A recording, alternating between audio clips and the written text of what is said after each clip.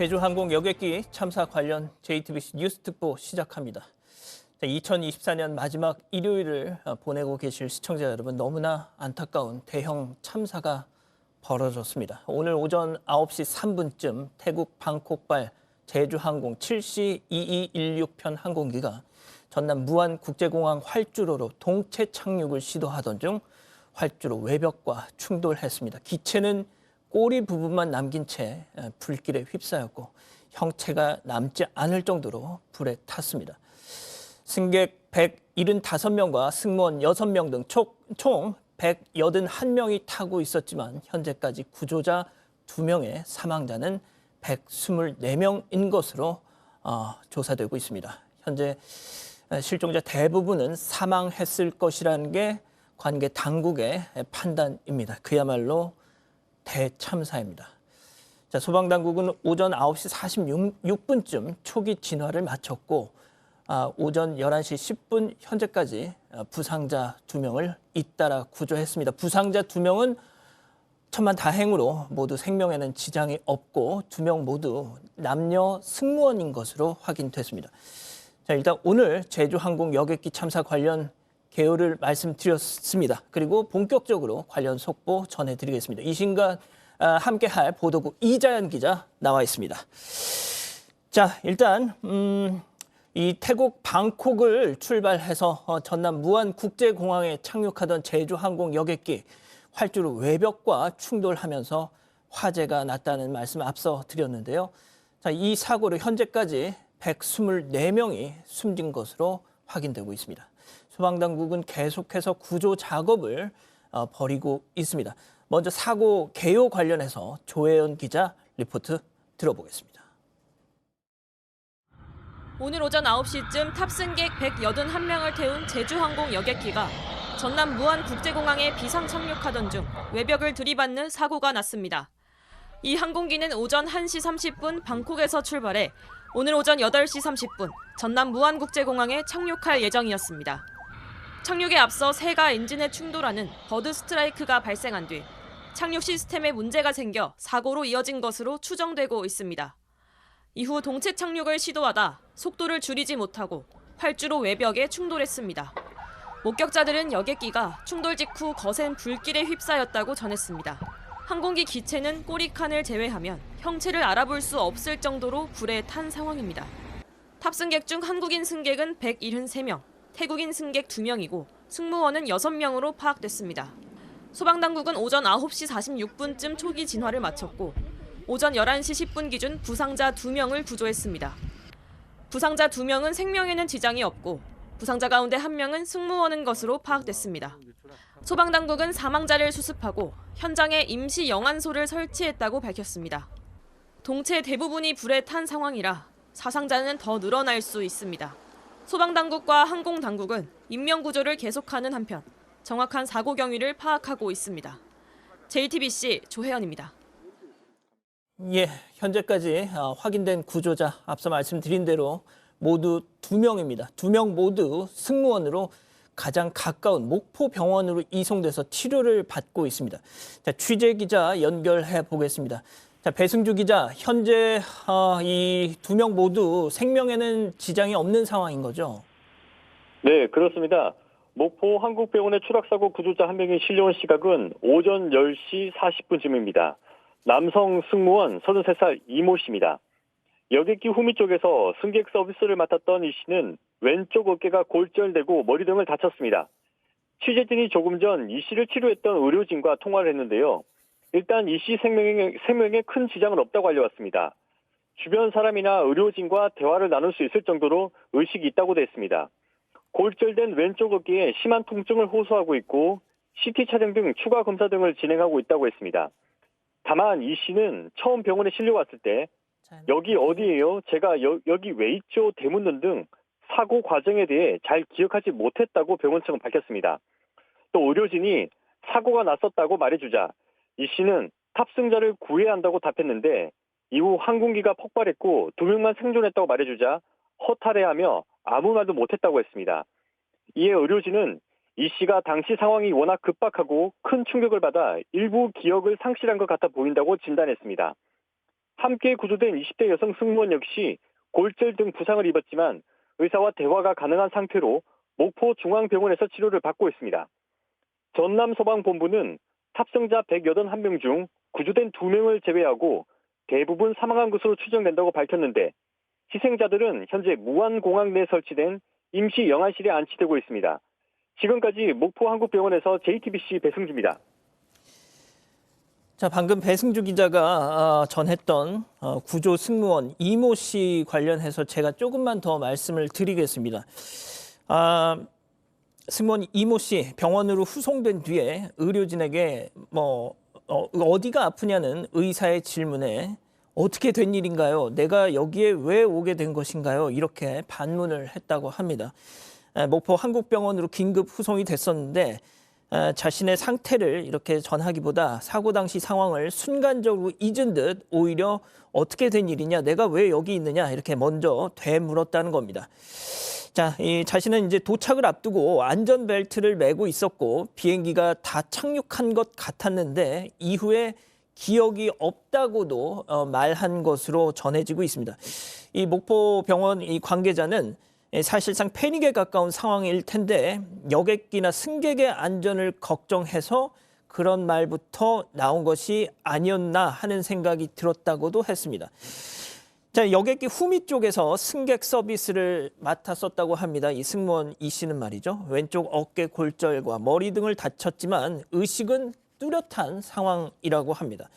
맥박도 정상이고 보행도 가능하다라고 병원 측은 진단했습니다. 자, 일단 이 씨 같은 경우는 이 가족의 요청에 따라서 오늘 중으로 서울 지역 병원으로 이송될 걸로 전해졌고요. 함께 구조된 승무원, 여성 승무원 또 목포 중앙병원에서 치료를 받고 있다는 겁니다. 자, 이자연 기자, 오늘 일단 사고 개요부터 먼저 종합적으로 한번 짚어보죠. 네, 오늘 아침 9시 3분쯤에 이제 신고가 들어왔습니다. 태국 방콕에서 출발해서 무안국제공항 도착할 예정이었던 7C 216편, 제주항공 7C 216편이 착륙 도중에 추락했다, 이런 신고가 접수가 됐습니다.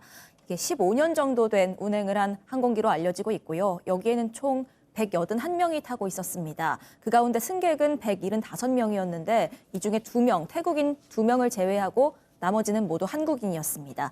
이외에 승무원 6명도 탑승하고 있었습니다. 이렇게 총 181명을 태우고 있던 비행기가 9시 3분에 추락했다는 신고가 접수가 된 겁니다. 그리고 조금 전 오후 3시 18분 기에서요, 이 사망자 124명으로 확인이 됐습니다. 이 중에서 12명의 신원까지가 확인이 된 상태고요.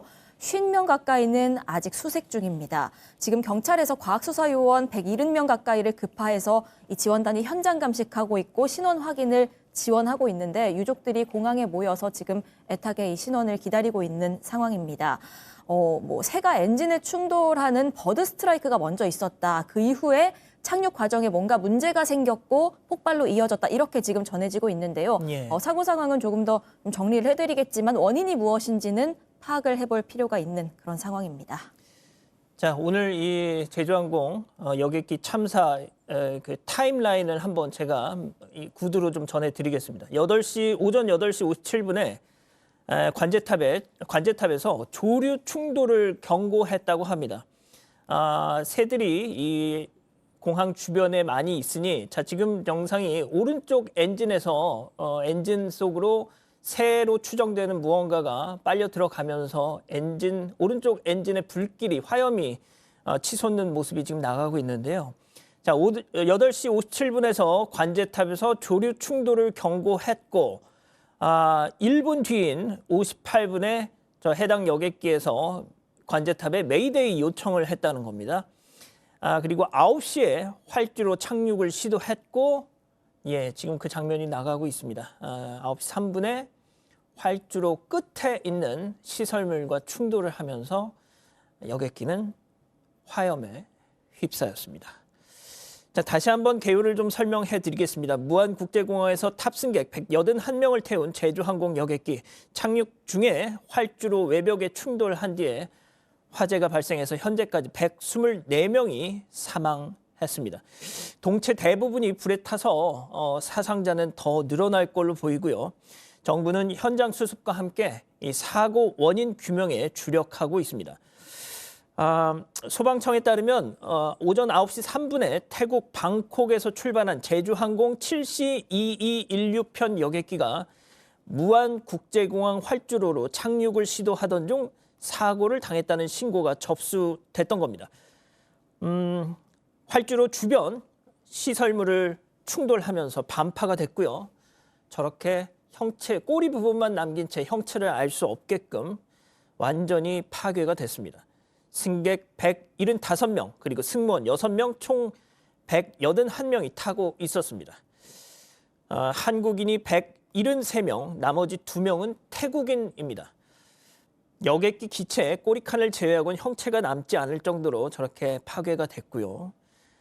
구조자 2명은 형체가 남아있던 꼬리 쪽에서 구조가 됐습니다. 오전 9시 46분쯤 초기 진화를 마쳤고 부상자 2명 승무원 생명에는 현재 지장이 없습니다. 오후 2시 29분 기준 사망자 124명 시신을 수습을 했고 현장에 임시 영안소를 설치했습니다. 구조 작업 대신 시신 수습 작업으로 전환한다는 발표가 있었습니다. 자, 전남 소방본부는 오후 2시쯤이었죠. 무안공항 청사에서 탑승자 가족을 대상으로 브리핑을 열어서 담장과 충돌한 이후 기체 밖으로 승객들이 쏟아졌다. 생존 가능성이 거의 없다. 이런 참담한 브리핑을 전했습니다. 자, 이 기자 다시 한번 좀 정리를 해볼까요? 네, 조금 전에 이 사고 당시에 이제 개요는 정리를 해주셨습니다. 그런데 이제 사고 당시에 착륙을 시도한 이후에 추락 이후 상황을 조금 더 전달을 해드리자면요. 일단 비행기가 떠 있는 상태에서 버드 스트라이크가 있었던 걸로 지금으로서는 전해지고 있습니다. 그 이후에 착륙을 시도하는데 랜딩 기어 오작동이 있었다고 합니다. 쉽게 말하면 이 착륙을 할 때 비행기의 바퀴가 내려오지 않습니까? 내려온 뒤에 이제 활주로에 내려서게 되는 건데 이 바퀴가 내려오지 않았다는 겁니다. 바퀴가 내려오지 않았는데 이 랜딩 기어 오작동이 버드 스트라이크와 어떤 연관성이 있는지 이 부분은 확인이 필요합니다. 전문가들 말로는 이게 별개의 사고일 수도 있고 연관이 있을 수도 있고 그렇기 때문에 확인이 필요하다는 얘기가 계속 나오고 있고요. 이렇게 바퀴가 내려오지 않은 상태에서 활주로에 착륙하려고 시도를 했습니다. 하지만 잘 되지 않았기 때문에 한 차례 시도만 하고 실패를 했고 그 이후에 상황이 상당히 긴박하게 돌아갔던 걸로 추정이 됩니다. 다시 한번 착륙을 시도하게 되는데 이게 제대로 되지 않았다면요. 지금 보시는 부분이 랜딩 기어 부분입니다. 저렇게 내려와 있어야 하는데 내려오지 않았다는 겁니다. 그래서 이 착륙을 시도하다가 재차 시도하다가 다시 한번 뭔가 띄울 수도 있었던 상황이었을 텐데 뭔가 긴박하게 돌아간 것 같다고 지금 전문가들은 추정을 하고 있고요. 그래서 최종적으로 동체 착륙을 시도를 했습니다. 이 동체 착륙이라는 게 정말 최후의 비상 착륙 방식입니다. 당시에 엔진에 불이 붙었고 랜딩 기어가 고장이 났기 때문에 이걸 쉽게 설명을 드리자면 그 비행기 아래 부분, 그러니까 이 배에 해당하는 부분을 활주로에 저렇게 보시는 것처럼요.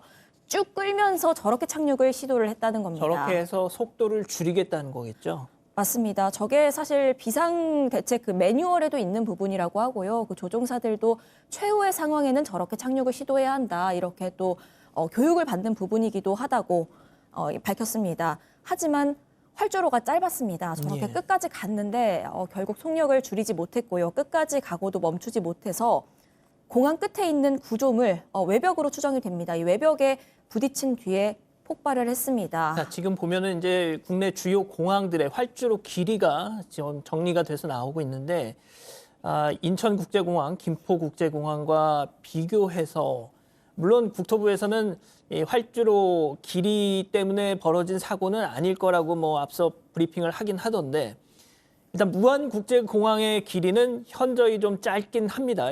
2,800m 정도 되는 상황이네요. 네, 맞습니다. 2.8km죠. 물론 국토부는 말씀하신 대로 인근 공항들에 비해서 이게 특별히 짧은 건 아니다. 그렇기 때문에 이 활주로의 길이 자체가 지금으로서는 이 사고에 영향을 미치지는 않았던 것 같다. 현재까지는 그렇게 보인다.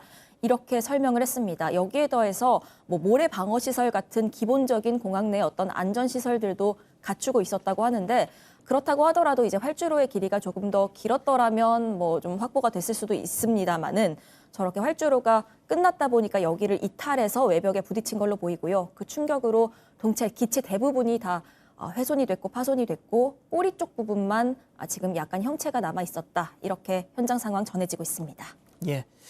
자, 그러면 이 사고 당시 상황을 좀 정리한 리포트를 먼저 좀 보고 가시죠. 이 사고 당시 제주항공 여객기는 동체 착륙, 저희가 설명드린 대로 동체 착륙을 시도했습니다. 동체 착륙은 이 항공기에 비상 상황이 생겼을 때 이루어지는 그야말로 마지막 수단이죠.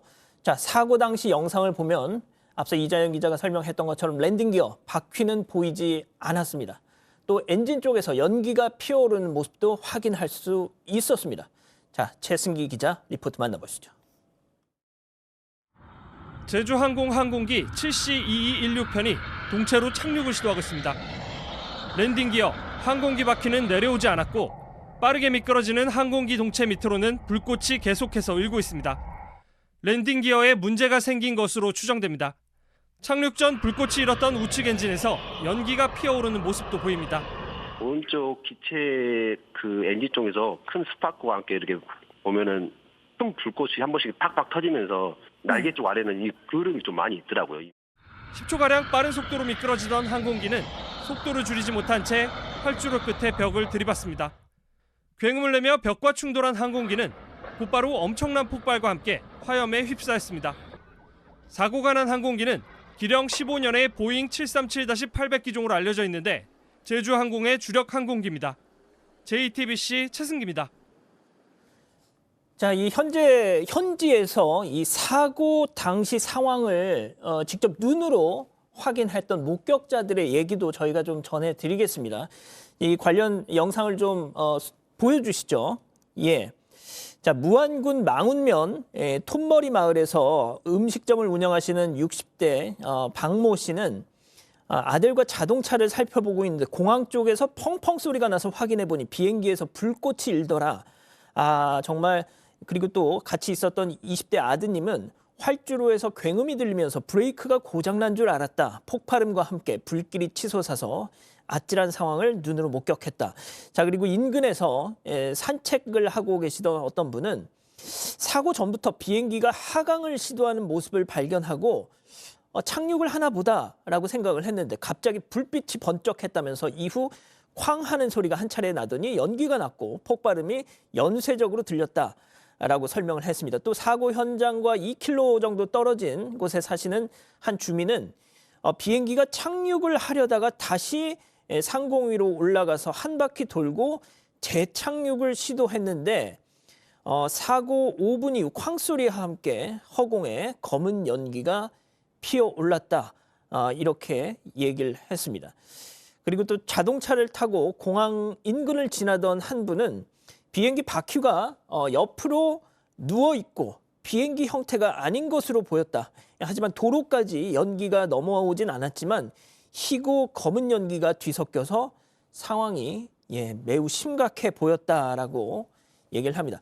앞서 이제 비행기 아랫단에서 올려서 찍은 그 영상을 보면 오른쪽 엔진에서 새로 추정되는 무언가가 들어가면서부터 불꽃이 일기 시작했고 그때부터 기체가 뭔가 심상치 않은 그런 모습을 지금 영상이 나가고 있네요. 자, 이자연 기자 조금 좀 설명 좀 해주시죠. 말씀하신 대로 일단 버드 스트라이크가 있었다는 점은 여러 가지 면에서 좀 확인이 되고 있습니다. 지금 보시는 영상에서도 비슷한 장면이 포착이 되고 있고 실제로 제주항공 여객기 참사 생존자 승무원 중 한 명 역시도 버드 스트라이크, 그러니까 조류 충돌이 있었다 사고 이전에, 이렇게 얘기를 했다고 합니다.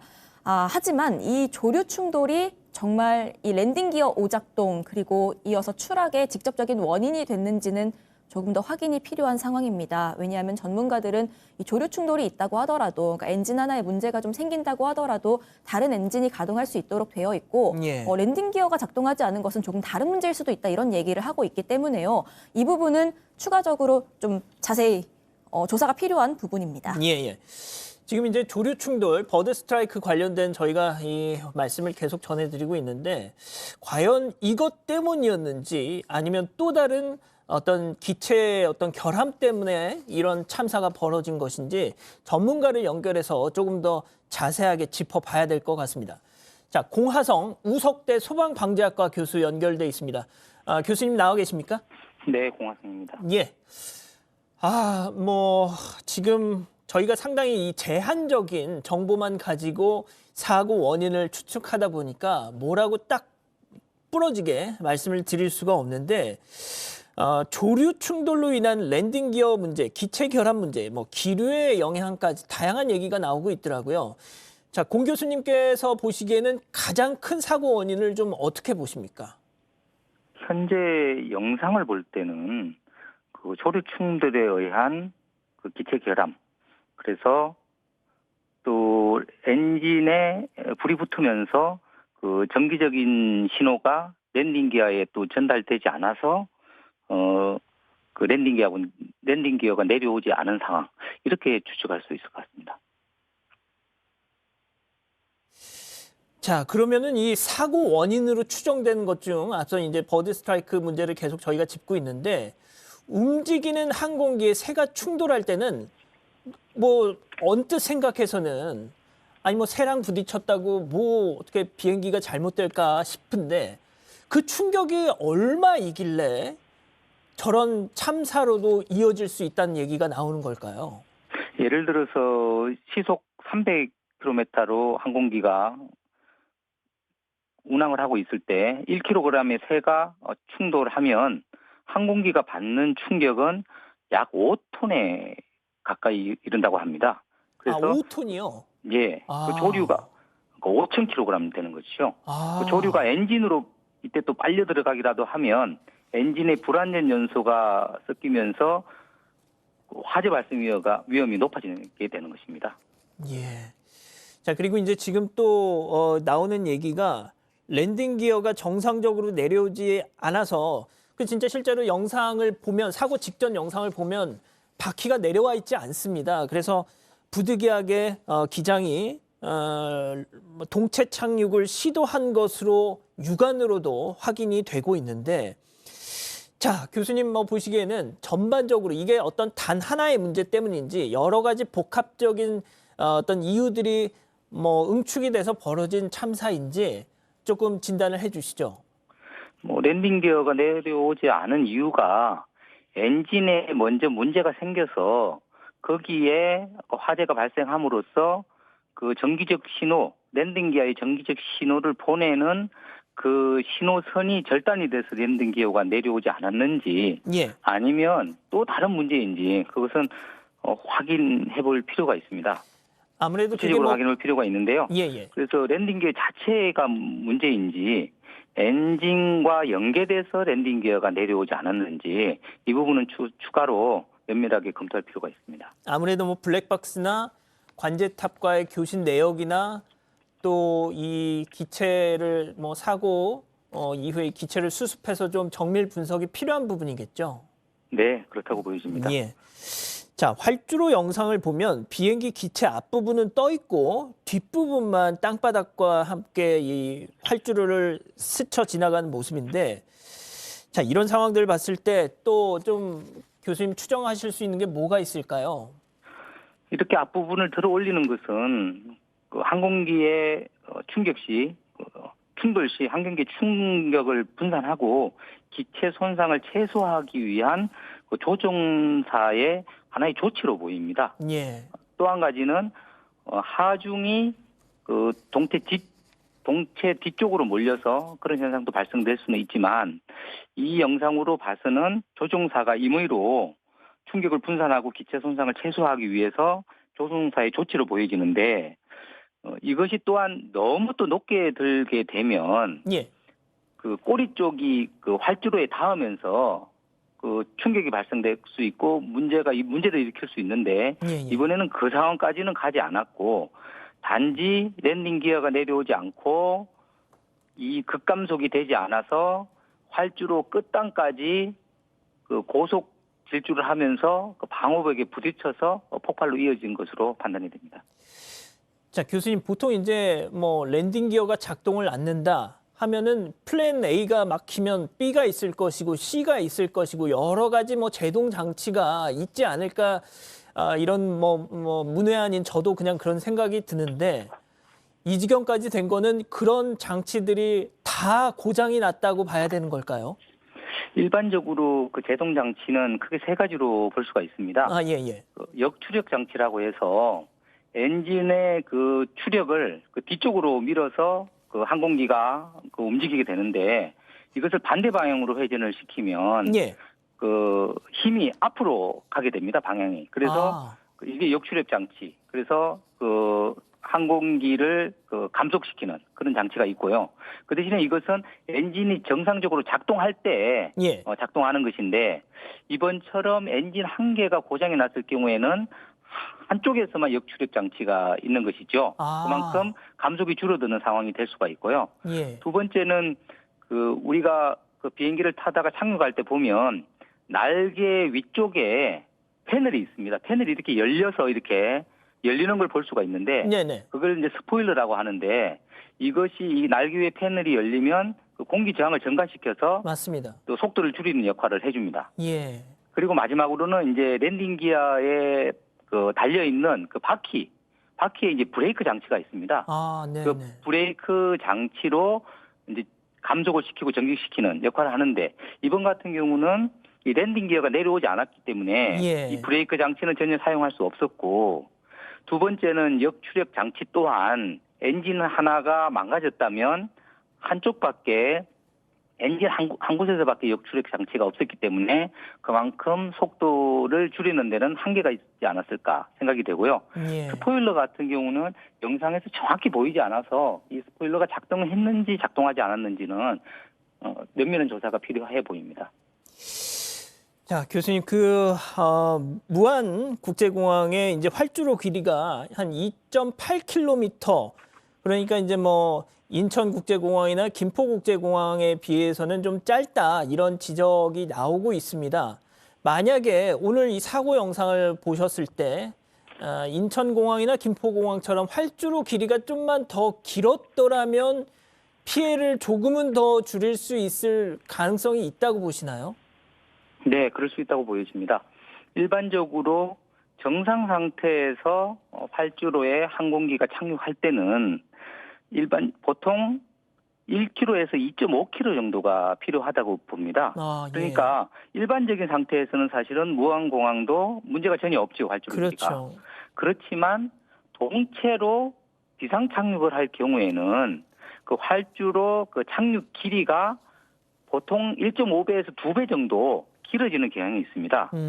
그래서 길이로 보면 약 2.5km에서 4km 이상이 된다는 것이죠. 예. 그렇기 때문에 이 활주로 길이가 조금이라도 더 길면 길수록 그 활주로 항공기가 그 주행하는 속도는 계속 마찰 저항에 의해서 줄어들 수 있기 때문에 충격이 낮아져서 폭발로도 이어지지 않을 수 있지 않았을까 이런 추측도 해봅니다. 예. 아, 교수님, 이건 약간 좀 제가 이 기본 지식이 없는 상태에서 여쭤보는 질문인데요. 보통 이렇게 큰 화재, 폭발이 나는 경우는 이제 항공유 때문이지 않습니까? 비행기 연료의 그 어떤 휘발성이 워낙 강해서 그런 경우가 있지 않습니까? 그래서 어떤 전문가는 이제 만약에 이런 비상 상황이었다면 최대한 좀 그 항공유를 버리고 동체 착륙을 했었더라면 어땠을까라고 지적도 하던데 그 부분은 좀 어떻게 생각하십니까?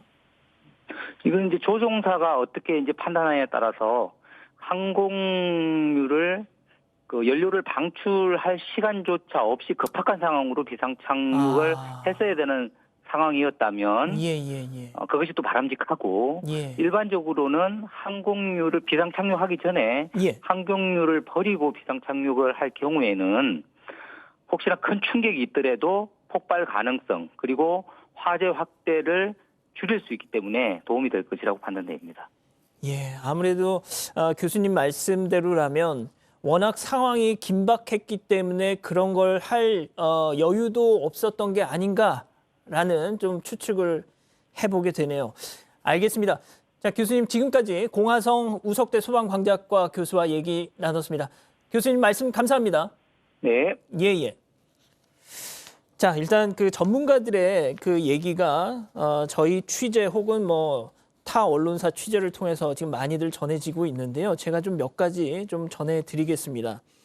일단 항공 전문가들은 랜딩 기어가 작동하지 않은 점이 사고의 어떤 물리적 원인이라는 점에는 상당수 좀 동의를 하고 있는 모습입니다. 다만 이 화재 원인에 대해서는 이 박해가 없이 기체를 바닥에 대고 착륙해서 그 마찰로 일어났다는 해석, 또 그리고 랜딩 기어 같은 이런 브레이크 장치 미작동으로 속도를 줄이지 못해서 발생했다는 오버런 분석이 뭐 이렇게 맞서고 있다는 겁니다. 어떤 전문가 같은 경우는 앞바퀴가 안 나오면 착륙을 못하니까 애초에 이렇게 복행을 한 것이다. 그러니까 다시 재착륙을 시도한 것이다 라면서 동체가 바닥에 닿으면 순간 불꽃이 튀고 화염이 나지만 그런 장면은 없었기 때문에 이게 결국 정지하지 못해서 발생한 오버런 사고라고 본다. 그러니까 이 기체의 아랫부분이 활주로와 마찰을 일으키는 과정에서 불꽃이 튀거나 화염이 확 그때 나지 않았던 걸 보면은 이게 오버런에 따른 사고가 아니겠느냐. 속도를 줄이지 못해서. 자, 그리고 최기영 인하대 항공우주학과 교수 같은 경우는 동영상을 보니 랜딩 기어가 안 펴지고 속도가 거의 줄지 않으면서 충돌을 했는데 비행기에는 여러 브레이크 장치가 있는데 랜딩 기어가 작동하지 않으면 엔진이 앞서 공화성 교수 얘기처럼 엔진이 역추진을 하면서 에어 브레이크 역할을 하는 날개 위판들이 들려야 하는데 이것도 작동하지 않은 것으로 보이더라라고 얘기를 했습니다. 자, 김규왕 한서대 비행교육원장 같은 경우는 랜딩 기어가 작동하지 않으면 브레이크가 작동이 안 되는 것과 마찬가지라면서 제동하는 장치가 없어졌고 결국 동체 착륙을 하다 속도 제어가 안 돼서 사고로 연결됐다. 뭐 이렇게 얘기를 하고 있습니다. 자, 이 기자 그리고 또 우리가 직접 취재한 전문가들 얘기도 좀 소개를 해주시죠. 네, 저희 JTBC 취재진이 전현직 기장들 얘기를 좀 들어봤습니다. 그만큼 이 비행기에 대해서 잘 아는 인물들이라고 할 수 있는데 일단 공통적으로 하는 얘기들을 좀 꼽아봤습니다. 예. 일단 첫 번째로는 앵커가 말씀하신 대로 랜딩 기어가 안 내려온 게 즉 사고 원인으로 보인다. 이 부분에는 대체로 동의를 하는 모습이었는데 예. 또 한 가지는 공통적으로 버드 스트라이크가 그러면 랜딩 기어 안 내려오는데 어떤 영향을 줬는가 여기에 대해서는 조금 회의적이다. 이런 의견이 공통적이었습니다. 물론 이 부분은 조사가 필요한 부분이기 때문에요. 좀 상당히 조심스럽습니다. 그런데 그 전 기장, 경력이 40여 년 가까이 되는 전 기장 같은 경우에는 이렇게 얘기를 했습니다. 예. 버드 스트라이크로 엔진 하나가 작동을 멈춘다고 하더라도 나머지 엔진으로 착륙하는 데는 전혀 문제가 없고 이와 관련해서는 이륙할 때 착륙할 때 모두 늘 하는 훈련이라는 겁니다. 그렇기 때문에 이 버드 스트라이크가 랜딩 기어 오작동의 직접적인 원인이 됐다. 좀 동의하기 힘들다. 이런 얘기를 들었고요. 현직 기장도 비슷한 얘기를 했습니다. 그렇다면 불명의 이유로 알 수 없는 이유로 랜딩 기어가 작동하지 않았다는 건데 그렇다면 수동으로조차 이게 나오지를 않아서 결국 동체 착륙을 시도했다는 겁니다. 여기에서 또 한 가지 좀 공통적으로 기장들이 전현직 기장들이 하는 얘기가요. 예.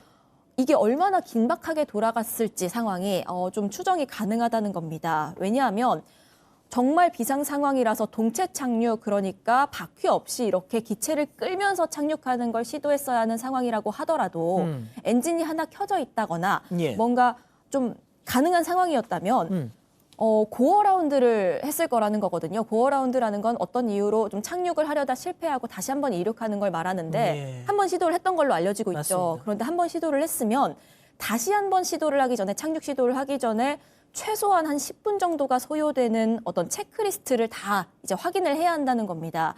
그런데 이런 절차들이 충분히 지켜지지 않았고 상당히 급박하게 2차 착륙이 좀 진행이 됐던 걸로 봐서 이 상황이 긴박하게 돌아갔던 걸로 보인다. 이런 얘기를 했습니다. 또 여기에 더해서 동체 착륙을 하게 되면요. 조금 전에 뭐 전문가 연결할 때도 얘기가 나왔습니다만 뭐 안에 있는 기름들을 비우는 것 이런 어떤 절차가 필요하고 여기에 더해서 동체 착륙하면 그만큼 마찰이 굉장히 상당할 것이기 때문에 소방당국이 활주로에 소방액을 뿌린다든가 이런 어떤 세팅, 그러니까 일종의 준비가 미리 필요하다는 겁니다. 이런 준비가 되면 동체 착륙을 시도하는 게 일반적인데 그렇지 않고 동체 착륙을 시도한 걸로 봐서 그만큼 이번 사고는 뭔가 원인을 알 수는 없지만 급박한 요소가 상당히 더 있었다는 게 추정이 가능하다. 이런 얘기를 했습니다. 네. 예. 지금 말이죠. 이 생존 승무원이 소방 측에 전한 사고 당시 상황에 대한 그런 워딩이 지금 전해지고 있는데요. 일단 생존 승무원은 버드 스트라이크가 이번 사고의 원인으로 추정된다라고 진술을 했다고 합니다. 자, 전남 소방본부에 따르면 승무원 중 구조된 2명의 승무원 중 1명이 조류 충돌로 추정된다.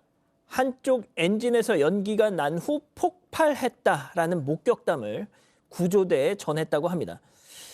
자, 이 생존 승무원의 진술과 마찬가지로 국토교통부도 사고 수습 초기 발표에서 조류 충돌을 이번 참사의 주요 원인 가운데 하나로 지목을 했었죠.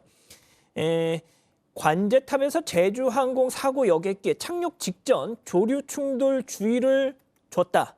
조류 충돌 경고 약 1분 후 조종사가 조난 신호인 메이데이를 요청했고 이후 5분 만에 사고가 발생했다고 설명을 합니다.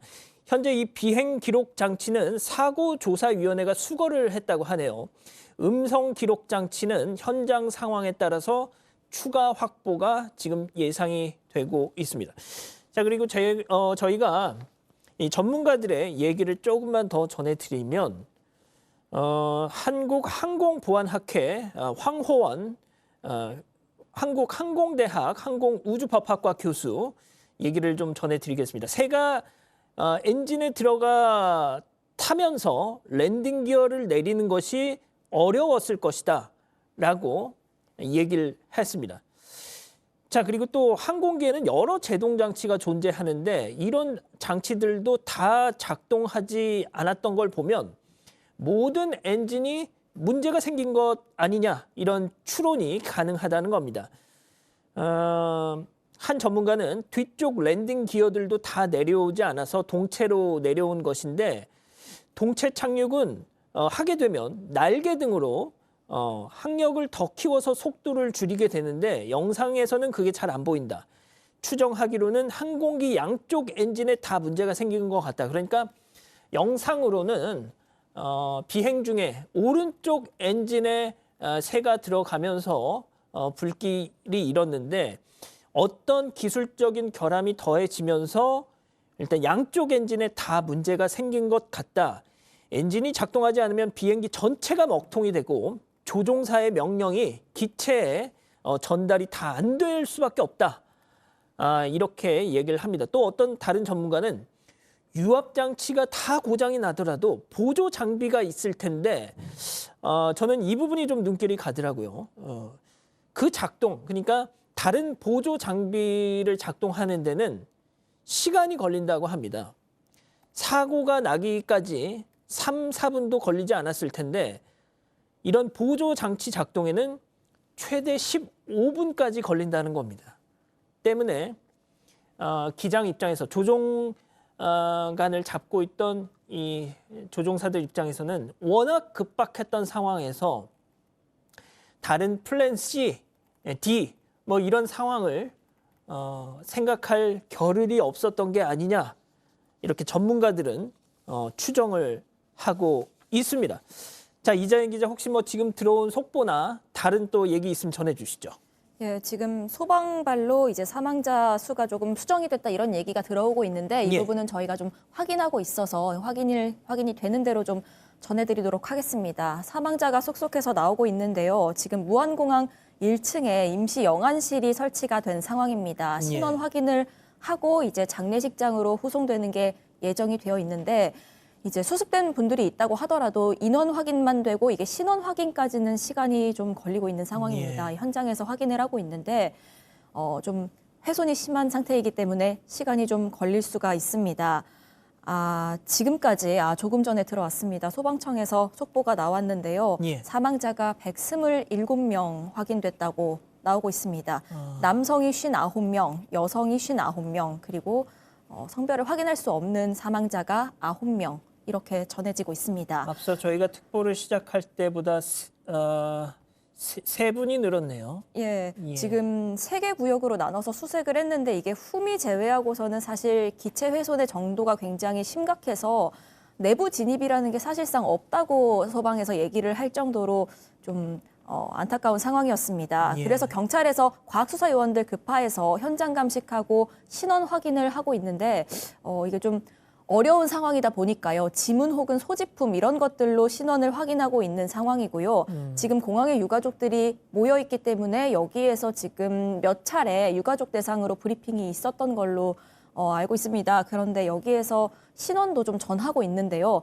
이름이라든지 생년월일 확인되는 대로 전하면 이제 유가족들이 많이 슬퍼하시고 지문이나 소지품 등 통해서 신원 확인하고 있는데 왜 빨리 확인되지 않냐 뭐 이렇게 안타까워하고 있는 상황입니다. 지금 10명가량은 아직까지 수색 중입니다. 일단 생존자 가족이 계시고 유가족들이 계시고 실종자 가족들이 계십니다. 물론 관계 당국에서는 실종자 대부분이 사망한 것으로 추정된다. 뭐 이렇게 얘기는 했습니다만 그래도 마지막까지 희망의 끈은 놓지 않도록 하겠습니다. 자, 일단 연령별로 저희가 또 그 구분을 해봤더니 일단 탑승객 말이죠. 50대, 60대 승객이 각각 40명으로 가장 많더군요. 그리고 40대가 32명. 20대 미만 승객이 14명이었습니다. 뭐 조심스럽긴 하지만 연말이고 또 크리스마스 연휴가 있었다 보니까 아마 그런 가족 단위의 그런 좀 여행객들이 많지 않았나 이런 생각이 듭니다. 그래서 정말 이 승객들의 연령이 20대 미만부터 아주 고령자까지 지금 다양했던 상황이고 앞서 이제 이자연 기자가 무안공항에 계신 유가족들 그리고 또 실종자 가족들의 상황들을 이렇게 잠시 전해드렸는데 지금 뭐 현장에 있는 저희 취재 기자들도 조심스럽고 해서 어떤 그런 모습들을 저희가 바로바로 전해드릴 수는 없습니다만 들어오는 내용을 보면 내 새끼 살려내라 이게 무슨 일이냐 이런 청천벽력 같은 소식에 울부짖는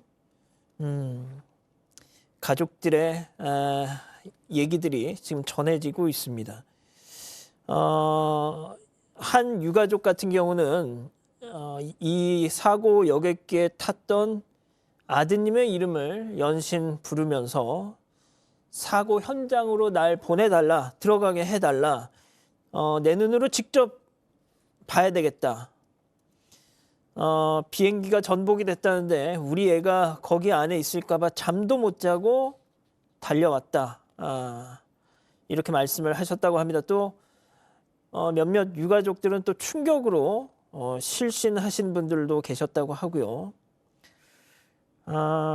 비행기 탑승 시간이 얼마 지나지 않았을 때 마지막으로 통화를 했는데 이게 이렇게 끝날 줄을 몰랐다라면서 울먹이면서 말을 잇지 못하는 가족들도 계셨습니다.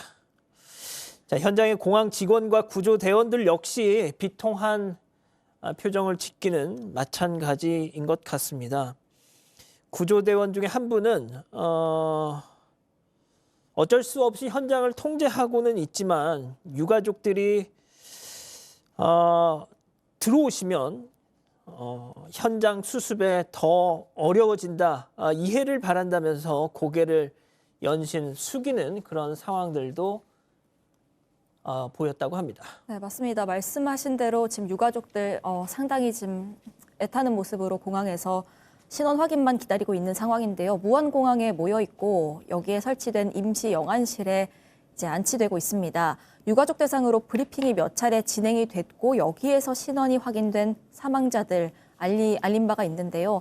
지금 임시로 유가족 협의회가 꾸려졌습니다. 그래서 말씀하신 대로 현장을 좀 방문해서 우리 눈으로 확인하게 해달라 예. 이런 요구가 있었고 왜 아니시겠습니까? 예, 두 번째로는 뭐 도청, 소방, 경찰, 국토부 뭐 이렇게 다양한 지금 관계기관들이 뭐 애쓰곤 있지만 컨트롤 타워가 없는 것 같다. 이거 좀 만들어 달라. 그리고 유가족들 좀 챙겨 달라. 이런 요구를 하고 있습니다. 참고로 KTX 특별 임시 열차가 또 운행이 되고 있습니다. 예. 서울발 목포행이 있고요. 목포발 서울행이 있습니다. 서울발은 3시에 출발했고요. 그 목포발 서울행은 8시 30분에 출발 예정인데 유가족 대상입니다. 유가족들 위해서 KTX 특별 임시 열차가 운행이 되고 있습니다. 이게 참 안타까운 부분이 조금 전에 앵커도 말씀하셨지만 대부분이 크리스마스 맞아서 이제 여행 떠났던 승객으로 확인이 되고 있어서 그만큼 가족들 또 이제 지인들 혹은 직장 동료들 이런 일행이 많았던 걸로 파악이 되고 있습니다. 크리스마스 맞아서요. 태국 방콕으로 3박 5일 여행 떠났던 승객들이 많다고 합니다. 오늘 새벽 1시 30분에 방콕에서 출발해서 오늘 아침에 무안공항에 이제 도착을 할 예정이었는데 이게 여행사들이 좀 자체적으로 고객 모집해서 항공기를 뭐 전 세계로 임차했다는 얘기도 있고 아니라는 얘기도 있지만 대부분이 이제 여행객으로 파악이 되고 있거든요. 그래서 중소 여행사들이 이제 크리스마스 여행객을 많이 모집했던 걸로 전해지고 있고요. 지금 어떤 공무원들이 직장 동료들끼리 여행을 떠났던 경우도 좀 파악이 되고 있어서 지자체별로도 이게 확인이 되고 있는 것 같습니다. 관련해서 제가 조금만 말씀드리면 말이죠. 지금 조선비즈의 보도인데요. 오늘 사고 여객기의 승객 중 41분의 경우는 한 지역 여행사가 판매한 패키지 상품 고객이었다고 합니다.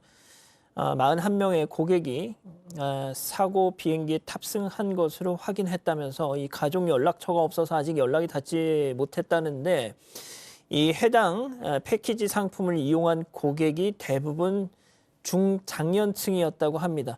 무안을 출발해서 3박 5일 동안 방콕을 나들이 하는 그런 패키지 상품이었다고 합니다. 예, 아무튼 이렇게 가족 단위 혹은 뭐 친지와 함께 연말을 맞아서 따뜻한 태국을 좀 이렇게 여행을 하시려고 했던 분들이 이런 변을 당하셨다는 정말 좀 안타까운 상황인데요. 다시 한번 좀 상황을 제가 좀 정리를 해보겠습니다. 무안국제공항이 제주항공 사고 여객기에 착륙 직전 버드 스트라이크 주의를 준 걸로 확인이 됐습니다. 조리 충돌 경고 1분 후에 조난 신호인 메이데이 선언을 했고 이 5분 만에 충돌한 것으로 나타났습니다. 자, 국토교통부는 이 브리핑에서 이런 내용을 밝혔는데요. 자, 오전 8시 57분 무안공항 관제탑이 사고기에 조리 충돌을 경고했고 이후 1분 후에 8시 58분에 사고기 기장이 메이데이 신호를 보냈습니다. 자, 이후 사고기는 오전 9시쯤 착륙해야 하는 방향, 그러니까 1번 활주로의 반대 방향인 19활주로를 통해서 착륙을 시도했고요. 이후 3분 뒤인 9시 3분 랜딩 기어를 내리지 않은 채 이 19활주로에 착륙하다가 보시는 것처럼 저렇게 사고를 당했습니다. 예. 네, 조금 전에 들어온 소식들 조금 종합해서 전해드리겠습니다. 예. 지금 유가족들 혹은 이제 실종자 가족들이 무안공항에 모여 있었는데요. 지금까지는요. 예. 합동 분향소가 무안군 스포츠파크 체육관 내에 지금 설치가 되고 있다고 합니다. 거의 끝났다는 소식이 지금 전해졌고요. 유가족 혹은 실종자 가족 대기실도 같은 장소에 마련해서 지금 머물 수 있도록 텐트를 설치하고 있다는 소식 전해졌습니다. 여기에 더해서 이제 목포에 있는 병원에 입원을 했었던 생존자 2명 중에 1명 조금 전에 서울 내에 있는 이대 서울병원으로 이송이 됐다는 소식도 전해졌습니다. 가족들이 미리 와서 병원에서 기다리고 있었고요. 치료를 받은 뒤에 의사 소견에 따라서 입원을 할 걸로 전해지고 있습니다. 그 앞서도 계속 말씀을 드리고 있지만요. 이 생존자는 비행기의 후미, 그러니까 꼬리 부분에 있던 승무원 2명입니다. 남성 승무원 1명, 그리고 여성 승무원 1명으로 알려지고 있는데요. 중경상 입었습니다. 그리고 둘 모두 의식이 있는 상태로 구조가 됐습니다. 각각 목포 한국병원, 목포 중앙병원으로 이송이 됐는데 이 중에 이제 남성 승무원이 보호자의 의견에 따라 서울 이대병원으로 이송이 예정됐고 조금 전에 도착했다는 소식이 전해졌습니다. 목포에서 출발한 것까지 조금 전 오후에 확인이 됐었는데요. 도착을 했다고 합니다. 예, 지금 아무래도 이 사고 여객기에 탑승하고 있던 많은 분들이 이 동체 착륙 과정 그리고 이 활주로 끝에 있던 시설물과 충돌하는 과정에서 이 소방 당국의 이 발표 내용을 보면 동체가 파손돼서 일단 형체를 알아보기 힘들 뿐만 아니라 이 충돌 과정에서 이 사고기에 타고 있던 많은 승객들이 기체 바깥으로 이탈해서 많은 사상자가 있었던 것 같다라고 얘기를 하고 있습니다. 자, 그 사고기를 운항한 2명의 조종사에 대한 지금 얘기도 나오고 있는데요. 이 기장 같은 경우는 6,823시간 비행시간, 총 비행시간이 말이죠. 기장의 경우 6,823시간의 비행 경력, 그리고 부기장의 경우 1,650시간의 비행 경력이 있었다고 합니다. 기장의 경우 2019년 3월, 그리고 부기장은 지난해 2월 현 직책을 맡았다고 합니다. 국토부는 이 항공철도사고조사위원회가 사고기의 2가지 블랙박스 가운데 하나인 이 비행 기록 장치의 수거를 마쳤다고 합니다.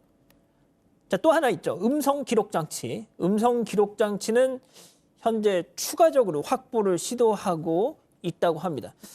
아무래도 이 2가지 블랙박스를 모두 수거하게 되면 이 세부적인 사고 상황, 원인 등에 대해서 조금 더 입체적으로 확인이 가능할 걸로 보입니다.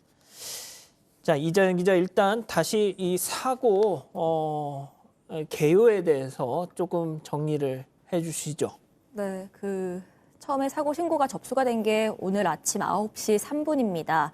무안국제공항 활주로에서 이 방콕발 그리고 무안행 비행기가 추락했다, 이런 신고가 접수가 됐는데요. 이게 15년 정도 된 비행기로 알려지고 있습니다. 여기에 총 181명이 타고 있었습니다. 이 가운데 승객은 175명, 그리고 이 승객 가운데 대부분이 한국인이고요. 태국 국적 승객이 2명이었습니다. 한국인은 173명이었던 것으로 확인이 됩니다. 여기에 더해서 승무원 6명도 타고 있었습니다. 지금 이 181명 가운데 승무원 2명이 생존한 걸로 확인이 되고 있고요. 나머지는 신원을 확인하고 있거나 혹은 수습을 했거나 수색을 하고 있는 그런 상황입니다. 말씀하신 대로 6,823시간 비행 이력이 있는 기장, 그리고 1,650시간의 비행시간 이력이 있는 부기장, 이렇게 조종사 2명이 몰던 비행기입니다. 무안국제공항 활주로에 착륙을 시도하다가 무언가 문제가 생겼던 것인지 한번 고어라운드, 그러니까 착륙 시도하다가 실패하고 다시 이륙한 바가 있고요. 재착륙을 시도했지만 실패했습니다. 랜딩 기어 오작동으로 기체에서 바퀴가 내려오지 않아서 동체 착륙을 시도를 했습니다. 활주로를 쭉 끌고 가다가 결국 여기에서 이탈해서 공항 외벽을 들이받고 폭발했고요. 꼬리 부분을 제외하고는, 기체의 후미 부분을 제외하고는 대부분이 파손 정도가 심해서 형체를 좀 알아볼 수 없었던 것으로 그렇게 파악이 되고 있습니다. 잠시 후 5시에는 국토부가 무안공항 이 제주항공 여객기 사고 관련 브리핑을 전해드릴 것 같습니다. 세종청사 국토부 기자실에서 잠시 후 오후 5시에 브리핑이 진행이 될 것으로 지금 전해지고 있는데요. 그 상황이 시작이 되면 저희가 현장을 연결을 하겠습니다. 자, 그리고 지금 많은 전문가들의 얘기가 나오고 있습니다. 그리고 무안공항 같은 경우는 말이죠. 특히 이번 사고는 제주항공 여객기가 이 전남 무안국제공항에 정기 취항을 한 지 한 달도 안 됐던 거라고 하네요. 무안공항이 개항 17년 만에 처음으로 데일리 국제선 운항을 시작하자 제주항공은 이달부터 12월부터 국제 노선을 운영하기 시작했다고 합니다. 그리고 이번 사고 여객기인 제주항공 7C 2216편 일주일에 4번 방콕과 무안을 오갔던 비행기입니다. 자, 그리고 제주항공에서 조금 전에 대표가 직접 나와서 심려를 끼쳐서 죄송하고 수습을 위해서 모든 노력을 다하겠다. 뭐 이런 그리고 탑승객과 유가족께 애도의 말씀 그리고 사과 말씀을 드린다라고 기자회견을 했습니다만 뭐 그냥 브리핑만 했을 뿐이지 뭐 일문일답은 받지 않고 현장을 나가는 바람에 또 취재진의 많은 항의를 받기도 했습니다. 네, 맞습니다. 이 사고 기체가 과거에 사고 이력은 없었던 것으로 확인이 된다. 이런 언급은 있었는데요. 사고 원인에 대해서는 말을 아꼈고 예. 미리 준비해온 이 사과문을 읽어 내려갔습니다. 내용은 말씀하신 바와 같은데 이후에 따로 질문을 받거나 뭐 이렇지는 않았던 걸로 그렇게 좀 확인이 되고 있습니다. 지금 살펴봐야 할 내용들은 이런 겁니다. 말씀하신 대로 블랙박스가 2개인데 그중에 하나가 수거가 된 상황이라고 계속 전해드리고 있죠. 예. 이게 지금 음성 기록이랑 항공정보에 관련된 내용 이런 것들을 확인을 해봐야 하는 건데 그 기장이랑 관제탑이 주고받은 교신에 대해서는 조종석 음성 녹음기 이런 걸 포함해서 항공기 블랙박스를 통해서 확인을 할 수가 있는 거고 지금 그건 확보가 된 상황이라는 겁니다. 그래서 이걸 이제 사고조사본부에서 분석을 해봐야 하는 상황인 건데요. 비행기랑 관제탑 사이에 무전 내용이 있는데 여기에 좀 이례적인 통상적이지 않은 특이사항이 있는지 조종실에서 긴급 상황을 어떻게 알렸는지 이런 부분들을 살펴봐야 하고 또 일부는 확인이 된 바가 있습니다. 메이데이 그러니까 뭐 조난 신호를 했다. 그리고 2분 뒤에 결국 추락했다. 이런 것들이 지금 확인이 된 상황인데 추가로도 더 분석이 필요한 상황입니다. 음성 기록 그리고 항공정보 관련된 내용을 확인해 봐야 한다고 하는데 여기에 더해서 기체 정비 이력도 뭐 조금 전에 그 사장은 정의배 대표는 그런 이력은 없다고 단언은 했습니다만 예. 다시 한번 확인이 좀 필요한 부분이고요. 특별히 이 기체가 뭐 다른 항공에 비해서 결항이 많았다거나 혹은 정비 이력이 많았다거나 이런 특이 사항이 있는지 이 부분도 좀 확인이 필요한데 일단 오후에 국토교통부 브리핑 내용상으론 이와 관련돼서 미리 보고가 됐던 그러니까 이미 인지하고 있었던 내용은 없었던 걸로는 파악이 됐습니다. 여기에 더해서 이 항공기가 복행했다. 그러니까 한 번 착륙을 시도했다가 이걸 실패하고 못하고 다시 이륙했다가 재착륙을 시도했단 말이 있는데 이 부분도 항공 관제 기록 등의 어떤 항적이 어떻게 기록되어 있는지 살펴볼 필요가 있습니다. 자, 일단 생존자 남녀 승무원 이 2명에 대한 얘기도 좀 전해드리겠습니다. 지금 한 보도에 따르면 승무원 2명 모두 서울 소재 병원으로 이송됐다라는 소식이 지금 들어와 있는데요. 일단 이 목포에 있는 중앙병원에는 생존 승무원 중 2명 중 1명인 이 구모 씨가 이송돼서 치료를 받았었는데 발목과 머리 등을 다쳤지만 생명에는 전혀 지장이 없는 상태로 지금 파악이 되고 있고 처음 병원에 도착했을 때 어디가 아픈지 등에 대해서 직접 얘기를 했고 혈압도 정상이었다고 합니다. 다만 머리 오른쪽에서 피가 많이 흘러서 혈관에 손상이 있을 것으로 보이고 다리가 깔려 있었는지 오른쪽 발목이 부어 있었다고 합니다. 또 이 구 씨와 함께 구조된 승무원, 또 다른 승무원 이모 씨도 지금 가족 요청에 따라서 오후 1시쯤 목포 한국병원에서 서울병원으로 이송이 됐다고 합니다. 여객기 후미 쪽에서 승객 서비스를 맡았던 이 씨 같은 경우는 왼쪽 어깨 골절 그리고 머리 등을 다쳤지만 의식이 뚜렷한 상황이었고 맥박도 정상이며 보행도 가능했다고 합니다. 정말 불행 중 다행이라는 생각이 좀 들고요. 자, 일단 사고 기종인 보잉 737 이 관련해서는 미국에서 근래 들어서 잇따른 사고가 좀 있었다는 보도도 나오고 있더라고요. 보잉 737 맥스 기종이 물론 이 보잉 737 중에 맥스라는 기종이 대부분 이 사고 보고가 있었지만 이번 사고 기종과 동일한 보잉 737-800 기종도 올해 문제를 일으킨 적이 있었다고 합니다. 지난 1월 5일 미국 오리건주 포틀랜드 국제공항에서 공항을 이륙해서 이륙했던 알래스카 항공 이 보잉 737 맥스 9 여객기가 비행 중 창문과 벽체 일부가 뜯겨 나가면서 비상 착륙을 한 일이 있었고요.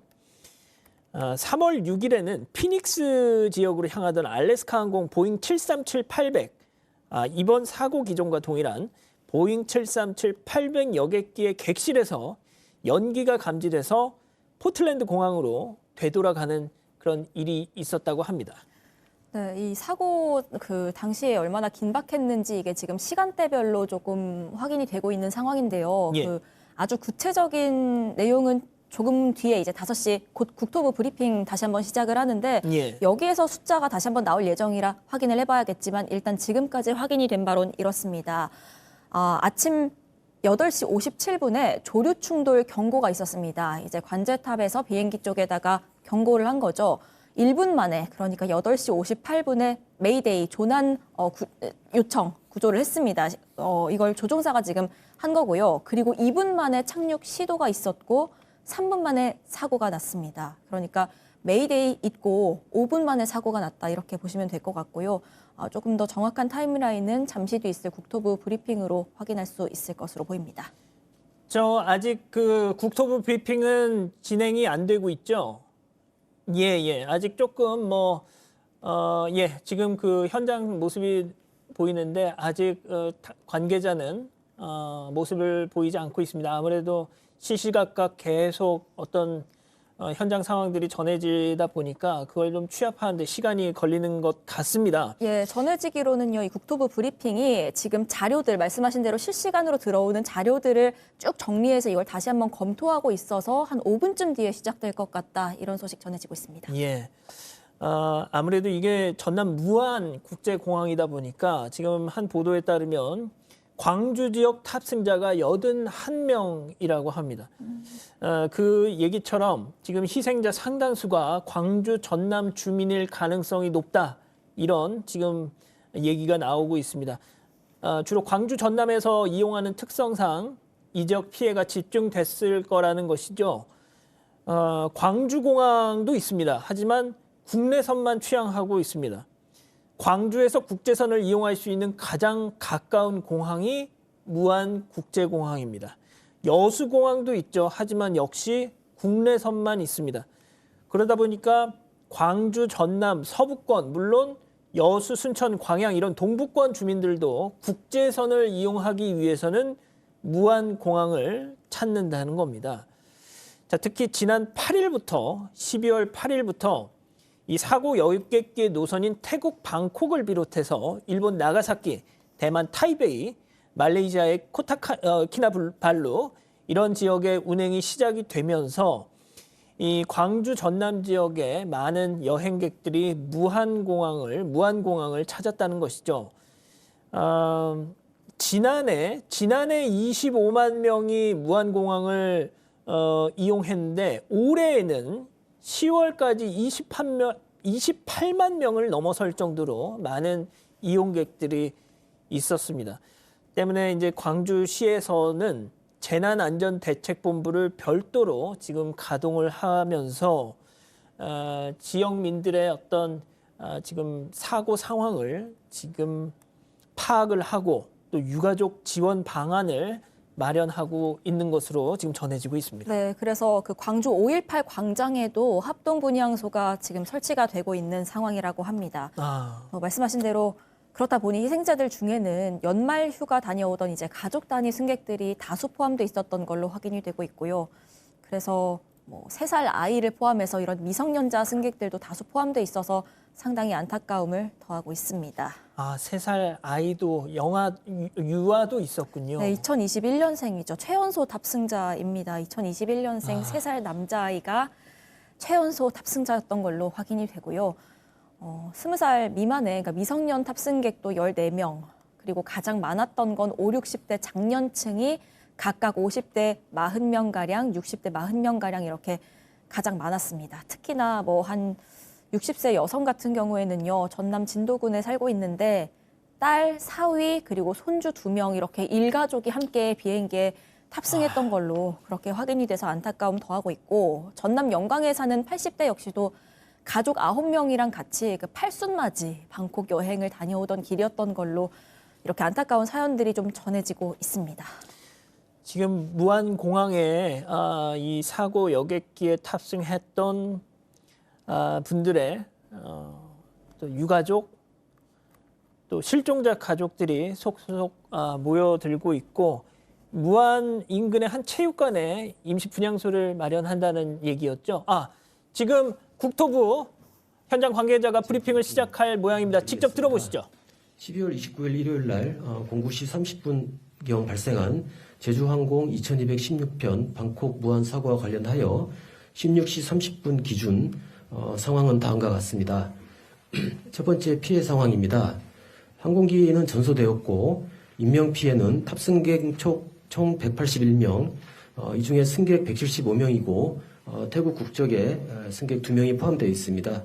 그리고 승무원 6명이 합쳐진 숫자입니다. 중에 사망은 132명으로 확인이 됐습니다. 이번 사고로 무안공항 활주로는 25년 1월 1일 오전 5시까지 일단 폐쇄 조치가 된 상태입니다. 구조 현황입니다. 2명, 객실 승무원 2명입니다. 구조되어 서울 이대병원, 목포 중앙병원으로 이제 이송되고 있습니다. 희생자 안치 장소입니다. 무안공항 내 설치된 임시 영안실에 안치 중입니다. 신원이 확인된 희생자는 유가족과 협의하여 외부 이송 예정입니다.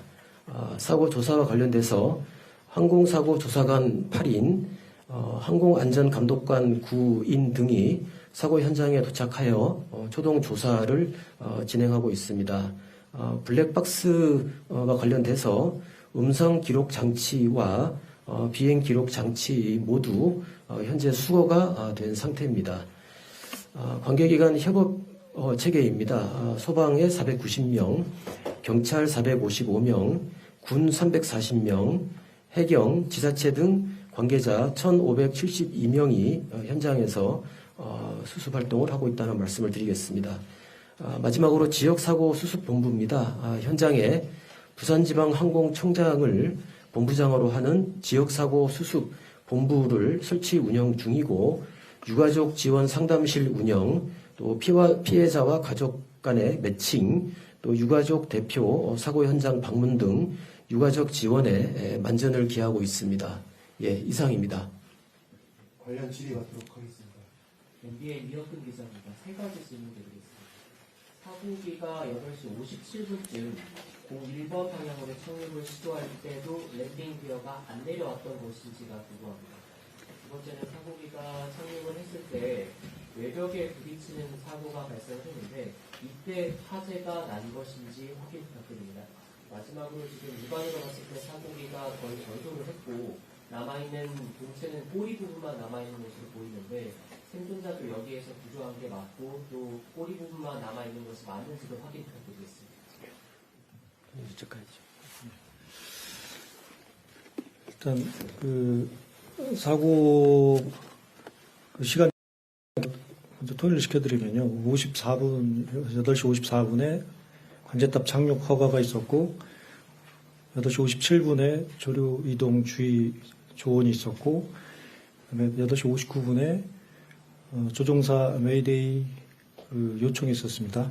그리고 09시 03분에 최종 충돌 사고가 있었습니다. 그리고 그 랜딩 기어 내려졌는지 여부는 지금 뭐 동영상에 일부 보이긴 합니다만은 지금 동영상 상으로는 안 내려온 걸로 보여지는데 그 시점이라든가 이런 거는 정확하게 조사가 이루어져야 되겠습니다. 지금 FDR이 수거가 됐기 때문에 그걸 통해서 이제 확인을 해야 되고요. 그다음에 정확히 화재 발화 시점도 지금 동영상으로 추정은 하겠습니다만 정확한 그 시점은 그 자료 분석을 통해서 좀 확인을 해야 말씀을 드릴 수 있을 것 같습니다.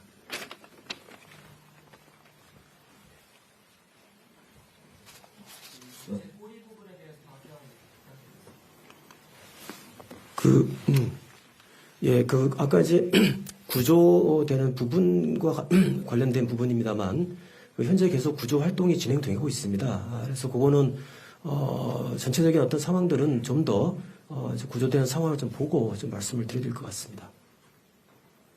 부산일보인데요. 한 가지. 서해안 쪽은 대표적인 조류수 집지인데, 조류 충돌 방지 장치가 어느 정도 좀 되어 있습니까? 승객이 그쪽에는 뭐 그렇게 많지 않다는 이유로 사고 방지 장치가 좀 소홀하게 되어 있는 건 아닙니까?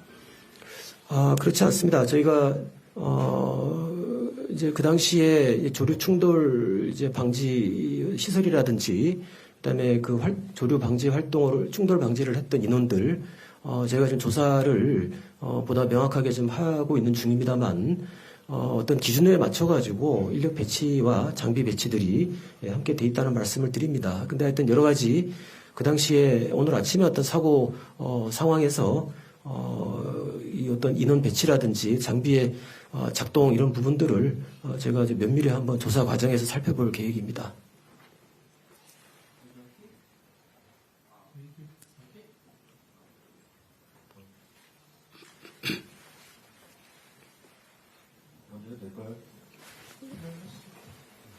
연합뉴스 임종호 기자라고 합니다.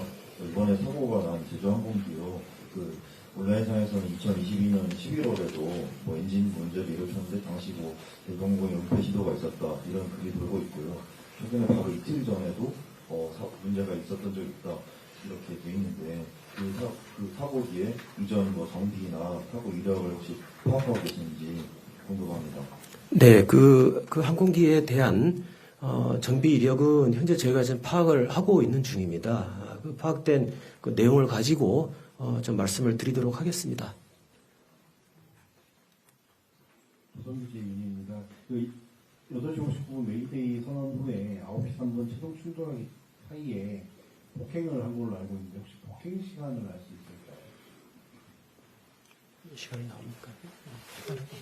네, 복행이 한 2, 3분 사이에 이루어지기 때문에 정확한 그 시간은 저희가 자료 분석을 해서 확인이 가능하고요. 지금은 대략 3분 사이에 여러 가지 상황이 벌어졌다 이렇게 좀 이해해 주시면 좋겠습니다.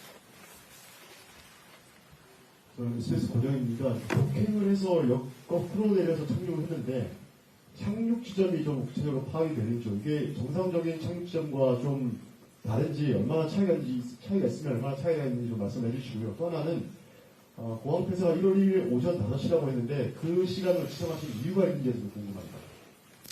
예, 그 착륙 지점 죄송합니다. 착륙 지점을 포함해서 아까 이제 기자분들이 말씀하신 그런 내용은 저희가 조사를 좀 하고 있는 중입니다. 그래서 그 조사가 되는 대로 좀 말씀을 좀 드리겠다는 말씀을 드리겠습니다. 그리고 아까 두 번째 질문이 왜 1월 1일 오전 5시인지 말씀해 주세요. 예, 일단 저희가 1월 1일 오후 5시까지 설정을 해놓은 것이고, 이거는 제가 좀 공항에 이 상황을 좀 봐서 또 추가적으로 조정을 할 필요가 있으면 조정을 할 계획입니다. 뉴스원 조용입니다. 질문 두 가지인데요. 조류 충돌 경보를 내리는 기준이 좀 구체적으로 어떻게 되는지 궁금하고요. 그리고 조류 충돌 경보가 없더라도 충돌이 발생하면 조종사가 기내에서 해당 사실을 즉각적으로 인지를 할 수가 있는지도 좀 궁금합니다. 예, 당시에 그 공항에 어느 정도 이 조류가 이렇게 출현을 했는지 그 부분은 저희가 아까 말씀드렸던 것처럼 좀 조사가 조금 돼야 될 것 같습니다. 그 조사를 하고 좀 더 좀 자세한 내용을 좀 말씀을 드리는 게 적절할 것 같습니다. 서울경제 배상윤 기자라고 하는데요. 생존 승무원이 증언을 하고 있는 게 택배 스트라이크를 얘기하셨고 당시에 기내에 있었던 이제 승객 비밀 가족에게 이제 톡이 지금 현재 한 언론사에 공개가 됐습니다. 아마 보셨을 것 같은데요. 거기서 세대 충돌이라는 이제 언급이 됩니다. 그래서 당시에 승객과 승무원 모두 같은 증언을 하고 있는데 이게 당시에 기내 방송이 있었다고 보시는지, 그리고 당시에 그 상황 자체에 대해서 어떻게 내부적으로 좀 보고 계시는지, 그 상황, 그 당시 기내 상황을 조금 파악하고 있으신가요? 지금 저희가 그 기내 상황에 대해서는 지금 저희가 뭐 조사가 되지 않은 상황에서 지금 파악하고 있는 내용들은, 구체적인 내용들은 없습니다. 그래서 요거는 전반적으로 아까 여러 말씀하셨던 뭐 그런 전반적인 사항들을 같이 조사를 하면서 좀 이렇게 밝혀 나가야 될 그럴 상황으로 보고 있습니다. 예, 저 부산일보인데요. 조류가 지금까지 보면 엔진에 충돌을 해서 이제 사고가 발생한 걸로 이제 다 이렇게 좀 추정이 되고 있는데, 그때 왜 랜딩 기어는 왜 안 펴진 겁니까? 이게 엔진에 문제가 생기면 랜딩 기어도 이게 작동을 하지 않게 되는 겁니까?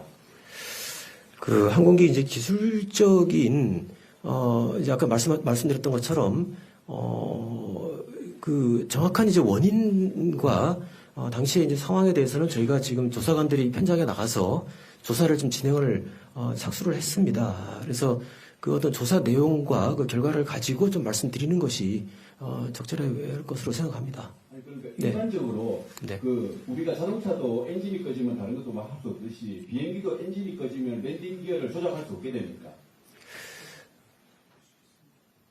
할 수 있어요. 좀 말씀하시죠.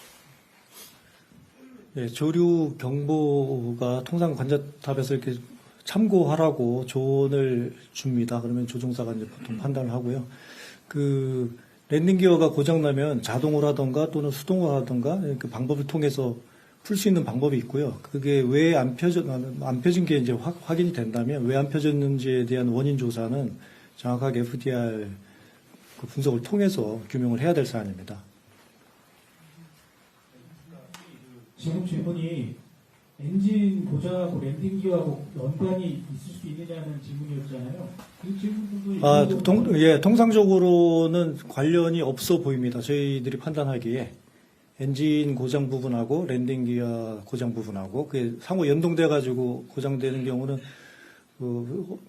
없는데 이제 그 정확한 원인은 이제 규명을 해봐야 되고요. JTBC 팀입니다. 두 번째 질문드리겠는데요. 아까 얘기 들어보면 비행기록이나 당시 관제사 이야기를 좀 들어보셨을 텐데, 첫 번째로 그 복행하는 시간이 좀 짧은데 출력이 많이 떨어진 상태인 것 같기도 하고, 양쪽이 일단 엔진 양쪽이 불능이었는지 하고요. 일단 두 번째는 그 공항의 그 방벽, 이게 블라스트 펜스인 것 같긴 한데, 결과론적이지만 이 반대쪽에 혹시 그게 있었는지 없었는지 그걸 알 수 있을까요?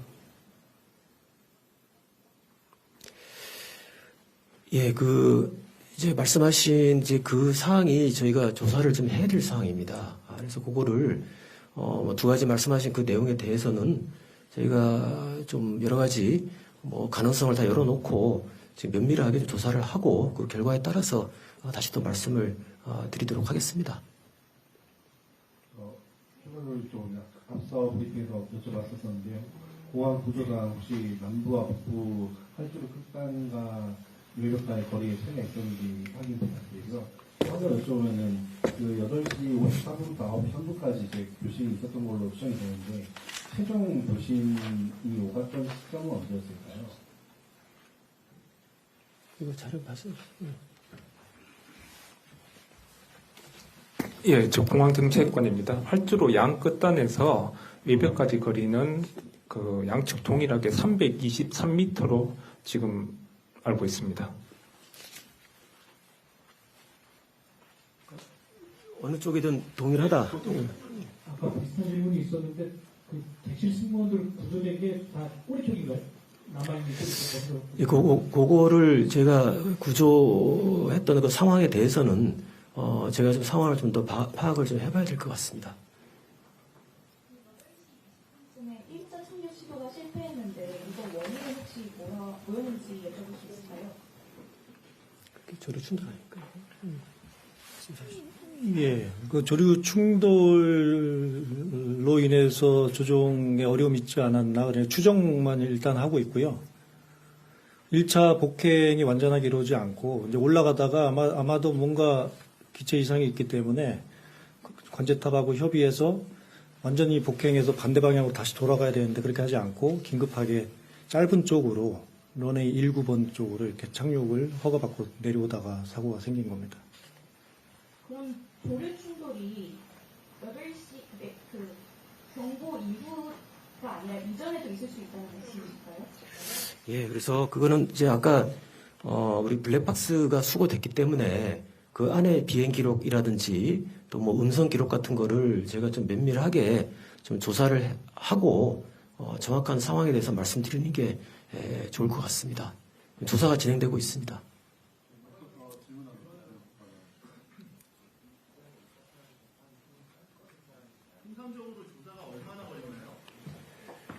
조사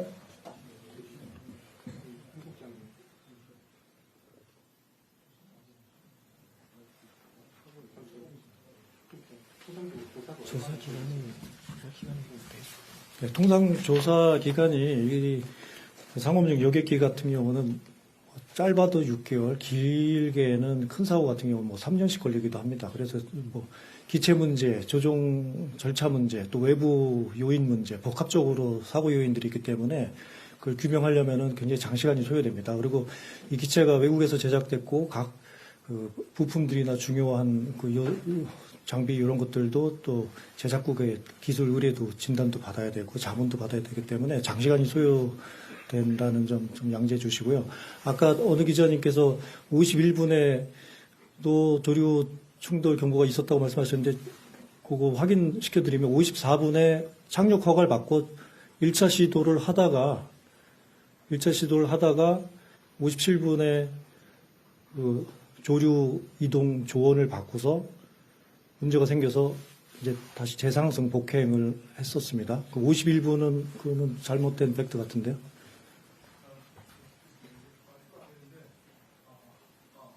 딴게 아니라 그 4시 브리핑을 하실 때는 조류 충돌 경보라고 말씀을 하셨는데 지금은 조류 충돌 조언, 조류 충돌 참고 이렇게 말씀하신다는 거죠. 그래서 그 경보가 주의나 조언으로 바뀌게 되는 이유가 있는지와 조류 충돌을 경고하는데 이 단계가 있는지 이런 것 좀 궁금합니다. 용어의 혼선인 거죠. 용어의 혼선. 네. 경고. 그 관제사들이 그 영어로 관제 지시를 이렇게 합니다. 그래서 이제 통상 그 용어 그 혼선 때문에 그런 거고요. 그 관제탑에서 그 조류가 이동 중이 주의하라 이런 취지로 그 조언을 줬고 그 경고는 일반적으로 저희가 그냥 편의상 그렇게 말씀드렸는데요. 어쨌든 관제탑에서 특정 뭐 의도가 있는 게 아니라 조류가 이동 중이니 주의하라 이런 그 취지로 그 조종사에게 교신을 해줬습니다. 조류 경고 딱 그거 하나 있는 겁니다. 조류 충돌 우려가 있으니 주의하라. 이게 그 단계가 하나밖에 없는 거예요. 예, 그거는 다양하게 관제탑에서 그 당시 근무자가 조류 상황을 보고 조종사에게 참고하도록 관제 교신을 통해서 메시지를 줍니다. 그런데 이제 그게 반드시 한 가지 표현으로만 하지는 않고요. 그 당시에 아마 착륙 경로에 그 조류가 이렇게 이동하는 것을 관측을 했었던 것으로 이렇게 파악이 됐습니다. 그러면 최상위 단위의 경고는 어떤 게 있는 거죠? 최고 상위, 최고 단위의 경고. 항공기 그 안전에 우선 직접적으로 영향 주는 그런 상황이 뭐가 있다 그러면 바로 뭐 우회를 시키던가 뭘 하겠죠. 근데 이 경우는 뭐 단계를 나눠가지고 직접 경고를 이렇게 표현하고 그런 건 아니고 일단 그 착륙 경로 앞에 새들이 이동하니까 그 주의하라 이렇게 그 관제사가 지시를 한 겁니다. 예. 예, 당시에 관제사의 어떤 그 조종사하고 교신했던 내용이라든지 당시에 그 새들의 어떤 뭐 그 출현 뭐 그런 상황들은 제가 이제 해당 관제 기관하고 좀 정확하게 좀 파악을 좀 하고 있습니다. 그래서 그거 좀 파악되는 상황을 보고 또 다시 또 말씀을 드리겠습니다. 그거는 지금 한국 조종사와 관제사과의 교신 내용 아직 복원이 안 된 상황이에요. 지금 이제 개략적으로 저희가 지금 파악을 하고 있고요. 거기에 세부적으로 이제 뭐 어떤 내용들이 오갔는지를 다시 좀 정확히 살펴보고 있는 중입니다. 조종사나 매일제기 기정선언을 할 때 어떤 상황이다라는 상황 설명은 없었나요? 그 상황 설명이 뭐라고 되어 있습니까? 간단하게. 현재까지 파악한 거로는 상세한 그 상황 설명은 없었던 걸로 그렇게 파악하고 있습니다. 오승준 기자라고 하는데요. 혹시 그 기자 인적사항에 파악된 게 있을까요? 한국 사람인지 아닌지 몇 살인지 이런 거 파악되는지 궁금하고요. 두 번째는 그 활주로 무한공항이 지금 활주로 확장 공사로 인해서 그 건축 자재나 돌무더기 등을 쌓아놓았다는 얘기가 나오고 있는데 관련해서 파악된 사실이 있는지 이것도 질문드리고 싶습니다.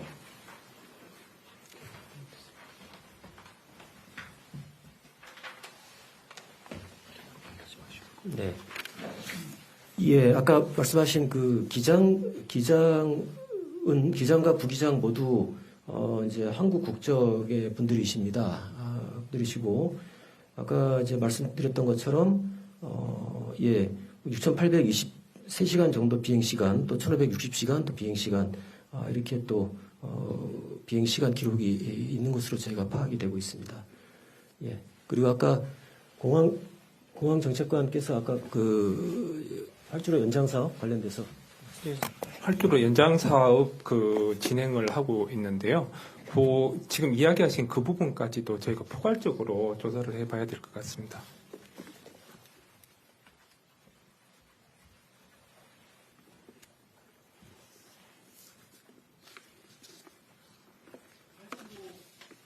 확장 사업은 그 착륙한 지점의 앞쪽이죠. 활주로 맨 앞단인 거죠. 뒷단이 아니라. 앞단. 지금 앞단? 예. 아니 그 착륙하는 쪽에서 보면은 터치다운 쪽에 가까운 쪽이잖아요. 예, 터치다운 쪽에 가까운 쪽입니다.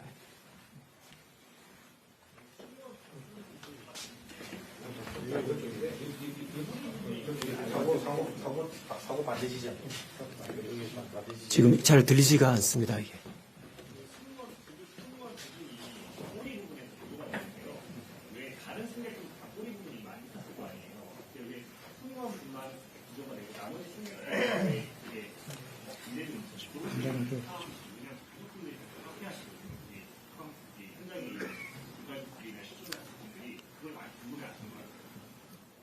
네, 그것도 저희가 좀 파악을 좀 하고 있는 중입니다. 그 파악되는 대로 말씀드리겠습니다.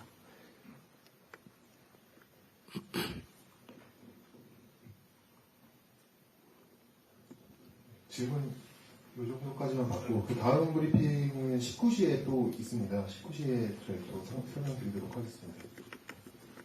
이상 브리핑 마치도록 하겠습니다.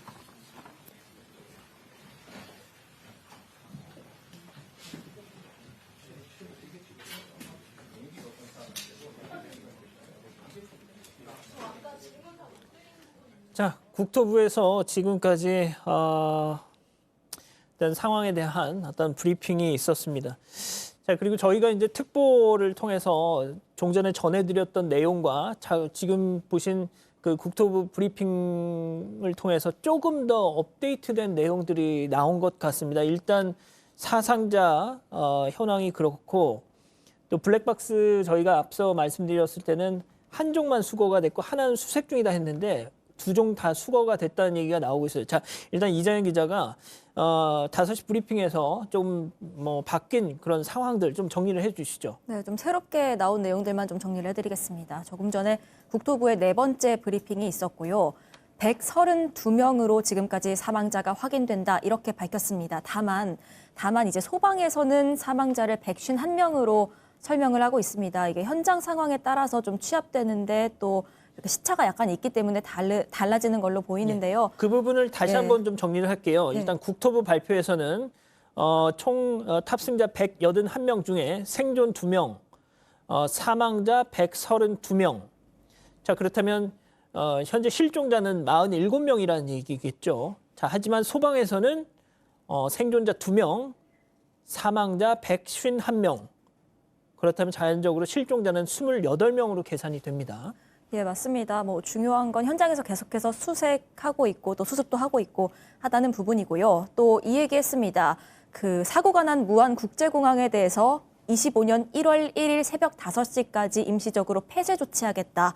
또 공항 상황에 따라서 이 일정은 조정의 여지가 있다. 이렇게 밝힌 바가 있습니다. 예. 그리고 말씀하신 블랙박스, 이게 지금 왜 이 사고가 났느냐, 이 원인을 규명하는 데 가장 중요한 부분이고 또 관심이기도 할 텐데요. 예. 조사관들이 초동 조사를 벌이고 있는데 현장에서 블랙박스가 2가지 종류 모두 수거가 됐다. 이 소식이 새롭게 들어왔습니다. 아하. 음성 기록 장치 그리고 비행 기록 장치 이 2개가 모두가 수거가 된 겁니다. 예. 일단 음성 기록 장치가 들어왔잖아요. 예. 그러면 기내에서 기장이 무슨 얘기를 했는지, 그 조종사끼리 어떤 얘기를 주고받았는지, 그리고 기장과 관제탑이 어떤 내용의 교신을 주고받았는지 이걸 알 수가 있는 겁니다. 이 비행기와 관제탑 사이에 무전 내용이 있을 텐데 여기에 특이사항이 있는지, 조종실에서 긴급 상황 알린 게 있는지 이 부분을 좀 살펴봐야 하고요. 또 지금까지 저희가 사고 상황에 대해서 알 수 있는 건 다 영상으로 확인할 수 있는 부분들이었습니다. 맞습니다. 저희도 계속 특보에서 전해드리고 있는데 일단 랜딩 기어가 내려졌는지 여부, 이건 뭐 영상에서는 바퀴가 내려오지 않은 걸로 육안으로 확인이 됩니다만 예. 언제 내려오지 않은 건지, 뭐 언제 이렇게 시도가 있었는지 그 시점에 대해서는 좀 조사가 필요합니다. 또 언제 불이 붙었는가, 이 화재 시점에 대해서도 불이 붙은 게 그 영상으로는 확인이 됐지만 확보된 걸 통해서 이 수거된 블랙박스를 통해서 정확한 시점을 파악을 하고 또 사고 원인을 되짚어 볼 필요가 있을 것 같습니다. 예, 지금 뭐 사고 상황의 어떤 사고 정말 직전 한 6분여의 타임라인이 또 구체화됐잖아요. 맞습니다. 일단 8시 57분, 오늘 아침 8시 57분입니다. 이때 이제 사고 항공기가 무안국제공항 상공으로 들어서서 착륙을 시도를 하고 있었는데 이 당시에 관제탑이 사고 항공기에 조류 충돌 경고를 했다고 합니다. 이 내용을 좀 구체적으로 그게 무슨 의미냐, 조류 충돌을 경고했다는 게, 이거에 대해서 기자들이 좀 질문을 많이 했는데 예. 이렇게 설명을 했습니다. 뭐 그 종류는 다양하지만 지금 이 공항 상공에 좀 새가 있는 것 같다. 조류가 있으니까 주의해라라고 조종사에게 교신을 했다는 의미다. 이렇게 설명을 했고요. 예. 그런데 1분 만에, 그러니까 새가 있으니까 주의해라라는 얘기를 했는데 1분 만에 사고 항공기 기장이 메이데이 요청을 했습니다. 구조 요청을 한 거죠. 그 뒤부터 관제탑 상황도 긴급하게 돌아갔던 걸로 보입니다. 2분 동안 8시 58분부터 9시 사이에 관제탑이 특정 활주로에 어떤 방향으로 이렇게 착륙해라라고 허가를 냈습니다. 그리고 사고 항공기에서는 그 기장이 수용을 했습니다. 그래서 9시 정각에 이제 사고 항공기가 활주로에 착륙을 시도를 했는데 그 뒤의 상황은 보신 바와 같습니다. 동체 착륙을 시도를 했고요. 바퀴가 나오지 않은 상태로 동체 착륙을 시도를 했고 저렇게 활주로를 쭉 미끄러지다가 이탈해서 결국 공항 외벽을 들이받고 폭발을 했습니다. 그렇게 충돌을 한 게 9시 3분쯤이다 이렇게 보고 있고요. 그러니까 조류 충돌 경고부터 충돌까지 6분 안에 이 사고가 예. 진행이 됐던 걸로 그렇게 확인이 되고 있습니다. 그러니까 조금만 더 구체적으로 말씀드리면 8시 54분에 이 사고 여객기가 관제탑에 이 착륙 허가를 요청을 하고 57분 관제탑에서는 조류 충돌의 우려가 있다. 이렇게 경고를 했고 말씀드린 것처럼 곧바로 여객기 기장이 관제탑에 메이데이를 요청합니다. 관제탑에서는 19활주로로 가라 했고 기장도 이를 수용을 했습니다. 그래서 이 기장이 사고 여객기를 몰고 19활주로 방향으로 착륙을 시도했는데 저런 참사가 벌어진 겁니다. 자, 그리고 또 전해주실 내용이 있을까요? 네, 지금 속보 자막으로 나가고 있는데 랜딩 기어가 왜 오작동을 했냐, 그러니까 왜 착륙을 시도하고 있는데 바퀴가 내려오지 않았냐, 이 부분이 가장 의문인 부분입니다. 통상적으로는 엔진이 하나만 작동하더라도 이게 랜딩 기어 오작동은 없어야 하는 게 통상적이라고 전문가들은 설명을 합니다. 그럼 이게 버드 스트라이크랑 관련이 있냐, 조류 충돌과 관련이 있냐, 또 엔진 이상이랑 랜딩 기어 미작동이 관련이 있냐, 이런 부분이 지금 궁금한 건데요. 일단 국토부의 설명은 엔진 이상과 랜딩 기어 미작동은 통상적으로는 연관성이 없다고 합니다. 그러니까 엔진이 고장났거나 멈췄다고 하더라도 랜딩 기어가 미작동할 이유까지는 없는 것으로 보이는데 이게 도대체 왜 두 개가 연달아 일어난 건지 연관성이 있는지는 조사해봐야 한다. 이렇게 설명을 했습니다. 다시 한번 정리하면 일단 새가 뭐 한 마리인지 몇 마리인지는 모르겠습니다만 새가 오른쪽 엔진 속으로 빨려 들어가서 불꽃이 튀고 화염이 뭐 치솟았는데도 자 그렇게 오른쪽 엔진이 이상이 났다고 해도 랜딩 기어가 작동이 안 되는 거는 그 엔진에 불이 나도 상관은 크게 없다라는 게 국토부의 설명입니다. 그러니까 조류 충돌로 엔진이 고장이 나고 뭐 불이 나고 화염에 휩싸여도 랜딩 기어 그러니까 바퀴는 내려올 수 있는데 이게 왜 작동이 안 됐는지는 그건 좀 따져봐야 된다. 그러니까 뭐 기체 결함 가능성도 있을 것이고 뭐 여러 가지 또 어떤 다른 현재로서는 확인이 불가능한 그런 이유가 있을지 모르는데 그건 이제 추후 좀 더 확인이 필요하겠죠. 자 그리고 또 국토부 브리핑에서 눈여겨봐야 될 게 있을까요? 일단 말씀하신 부분인데요. 그 사고 요인이 굉장히 복합적일 수가 있기 때문에 그러니까 기체에 문제가 있을 수도 있고 조종 절차에 문제가 있을 수도 있고 혹은 외부 요인이 있을 수도 있고 이런 복합적인 사고 요인이 있기 때문에 이걸 다 분석하고 들여다보는데 시간이 상당히 걸린다 이런 얘기도 했습니다. 그래서 이 사고 원인을 규명하는데 짧게는 6개월, 길게는 1년이 걸릴 수도 있다 이런 설명이 나왔고요. 또 지금 계속해서 언급되고 있는 조류 충돌, 이른바 버드 스트라이크, 이와 관련해서도 조사를 하고 있다고 합니다. 조류 충돌 방지 시설이 있고요, 공항에는. 또 조류 방지 활동하는 인원이 있는 걸로도 확인이 됩니다. 장비나 인원이 있어서 통상적으로 새떼가 접근을 하면 뭐 공포탄을 쏴서 새떼를 쫓는다거나 뭐 이런 활동을 한다고 알려지고 있는데 그렇다면 오늘 아침에 어떤 인원들이 몇 명이나 어떻게 배치가 됐는지 이 부분을 확인하고 있고요. 장비, 작동 이런 것들이 잘 됐는지 면밀하게 조사를 하고 있는데 아직까지 특이사항은 없다고 합니다. 앞서 그 영상 다시 한번 보여주실 수 있을까요? 자, 지금 보시는 저 영상은 그 인근 무안국제공항 인근 마을 CCTV에서 포착된 사고 당시 상황입니다. 그렇게 뭐 선명하게 나와 있지는 않습니다만 또 멀리서 조금 이렇게 포착이 된 모습을 볼 수가 있습니다. 자, 그러면 말이죠. 지금 전문가 연결해서 조금 이 사고의 원인이 뭔지 다시 한번 좀 짚어봐야 될 것 같습니다. 앞서 국토부 브리핑도 전해졌기 때문에 말이죠. 자, 정윤식 가톨릭 관동대학교 항공운항학과 교수 연결돼 있습니다. 자, 정 교수님 나와 계시죠? 예, 안녕하십니까? 예. 지금 뭐 오전부터 계속 관련 이런 소식을 보고 계셨을 것 같은데, 자, 정말 이번 이 참사의 원인 좀 교수님께서 말씀을 주시죠. 이게 우리가 일반적으로 생각하는 원인과 그 사고의 원인이 좀 결과가 다르게 나올 수가 있거든요. 그러나 지금 현재 보이는 것은 어쨌든 외부적인 물질, 우리가 하는 새에 의한 항공기 손상으로 이런 사고까지 발전이 되지 않았나 하는 것이 일반적인 지금 생각입니다. 예.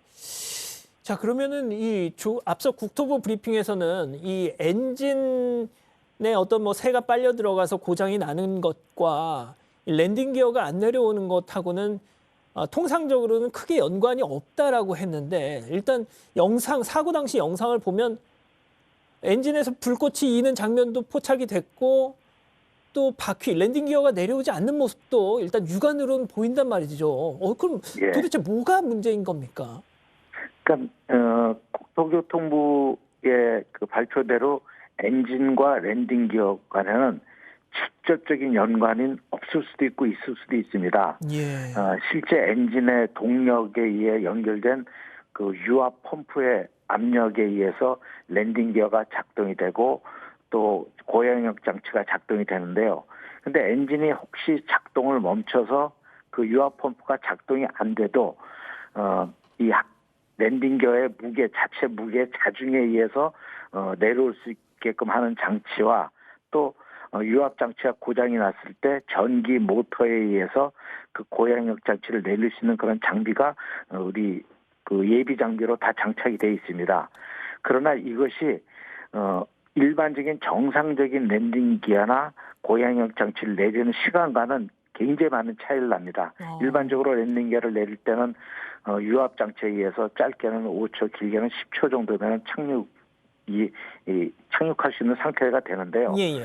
실제 수동으로 내릴 경우에는 짧게는 한 개당 약 30초. 그래서 실질적으로 앞에 노즈기어와 메인기어까지 할 경우는 최소 2분 정도의 시간이 소요되고요. 그다음에 고양역 장치는 모터에 의해서 적은 압력으로 작동이 되기 때문에 짧게는 5분, 길게는 10분에서 15분 정도까지 시간이 소요됩니다. 그래서 직접적인 연관은 없지만 비행기의 운항이 아주 긴박한 시간이 소요되는 거다. 그러면 직접적인 또 영향을 줄 수가 있는 거죠. 교수님 그러시면은 앞서 이제 국토부에서는 관제탑에서 조류 충돌 가능성이 있다 이렇게 경고를 하고 나서 이 참사까지 사고까지 한 6분여가 걸렸다라고 타임라인을 정리해서 발표를 했는데 말씀하신 것처럼 랜딩 기어를 수동으로 내릴 경우 이렇게 상당 시간이 걸린다 치면 그만큼 어떻게 보면 랜딩 기어를 수동으로 내리고 있는 와중에 저렇게 동체 착륙을 했었다라고 봐도 되겠네요. 실제 랜딩 기어를 내리는 거를 포기했을 가능성이 크죠. 포기했다. 그렇게 왜냐하면 항공기 조종하고 어쨌든 갔다가 땅에 이제 내리는 게 우선이기 때문에요. 근데 그거는 조건이 엔진이 고장 나서 유압 펌프가 안 된다는 조건인데요. 엔진이 그러면 두 개가 다 고장 나야 됩니다. 그러니까 실제 두 개가 다 조류 충돌이나 아니면 외부 물질이나 아니면 자체 결함에 의해서 두 엔진이 다 작동이 안 된다는 그런 가정을 해야 되는데 또 사실 그것도 어렵고요. 단지 이제 조류 경보라고 했지만 사실은 그건 경보라는 표현이 좀 너무 과하고 인포메이션 정보를 주는 겁니다. 여기 새가 많습니다 하는 정보지 여기 새가 많으니까 내리십시오 마십시오 이런 경보를 주는 수준이 아니거든요. 그러니까 통상적인 그냥 얘기였을 수도 있다. 원래 그렇게 통상적으로 정보 인포메이션으로 주게 돼 있습니다. 그래서 이거를 새가 많으니까 나 착륙하지 않을 거야. 새가 많으니까는 딴 데 갈 거야 하는 판단을 기장이 하는 거거든요. 그래서 그런 정보를 듣고 하는 건데 근데 어쨌든 새 부딪힘으로 인해서 조종사가 인지를 했고 거기에 대해서 어떤 손상을 알기 때문에 비상이라고 선언을 한 거거든요. 그래서 비상으로 선언할 때 한 엔진만 된 게 아니라 두 쪽 엔진이 다 되지 않았는가 하는 이런 생각도 해보는 거죠. 그래서 두 엔진이 다 결함이 생겨서 실질적으로 추력을 두 엔진이 다 고장나면 상승이라든지 어떻게 할 수가 없으니까 급하게 원래 그렇게 급하게 돌아서 내리는 절차는 사실 없거든요. 그렇죠. 워낙에 급하니까 정말 이제 최후의 수단으로 급선회를 해가서 바로 돌아서 들어오는 그리고 런웨이 반대 방향으로 내린다는 거는 사실 조종사가 먼저 얘기했을 가능성이 크죠. 그럼 관제사 입장에서는 활주로에 뭐 다른 비행기라든지 이런 게 없으면은 착륙해도 좋습니다 하고 이렇게 허가를 주는 거죠. 아마 관제탑에서 먼저 완라인 방향 북쪽에서 남쪽으로 내리십시오 이렇게 얘기를 안 했을 것 같아요. 자, 교수님, 그러면은 플랜 A가 말을 안 들으면 플랜 B, 플랜 C 계속 뭐 그 짧은 와중에도 기장은 판단을 했을 거란 말이죠. 자, 그런데 그 모든 어떤 대안이 다 말을 듣지 않았기에 그야말로 저렇게 어떤 본인 입장에서는 최후의 수단을 썼다. 뭐 이렇게 이해를 해야 되겠습니까? 플랜 A 또는 플랜 B까지 가지도 못한 상황이 된 거죠. 왜냐하면 모든 예비 조작은 시간을 다 있다는 가정입니다. 그래서 조종사가 엔진이 그렇게 새에 부딪힌 이후에는 복행을 통해서 다시 상승해서 높은 고도까지 올라간 뒤에 거기서 여유를 갖고 안전 조치를 취하고 다시 돌아서 들어오는 그런 게 일반적인 절차거든요. 근데 갑자기 악화되면은 그렇게 상승할 수 있는 고도를 얻어서 속도와 고도를 얻을 수 없는 상황이 되면 실질적으로 플랜 B를 시행할 수 있는 조건이 안 되는 거죠. 그다음에 또 하나는 뭐 만에 하나지만은 혹시 조종사가 워낙 급박하니까 착륙 기어, 랜딩 기어와 프랩 내리는 거를 까먹을 수 있는 여지도 없지 않아 있긴 합니다. 근데 그거는 뭐 일반적인 상황이 아니기 때문에 지금 현재 그런 걸 논의할 단계는 아니라고 보긴 합니다. 아무래도 당시 상황이 어땠는지는 결국 또 뭐 블랙박스 지금 뭐 국토부 브리핑을 보면 블랙박스 2개를 모두 다 수거를 했다고 하니까 그거를 보면 좀 어떤 구체적인 이래서 이럴 수밖에 없었던 건가라는 판단이 가능해지겠죠. 네, 그렇습니다. 예. 자, 그 교수님 그러면은 보통 이번 참사가 국내 이 항공 사고 중에 인명 피해만 놓고 보면 3번째 큰 참사가 될 거라는 얘기가 벌써부터 나오고 있는데 결국은 진짜 왜 이렇게 정말 대형 참사로 이어질 수밖에 없었던 건지 좀 그 부분은 좀 어떻게 보시나요?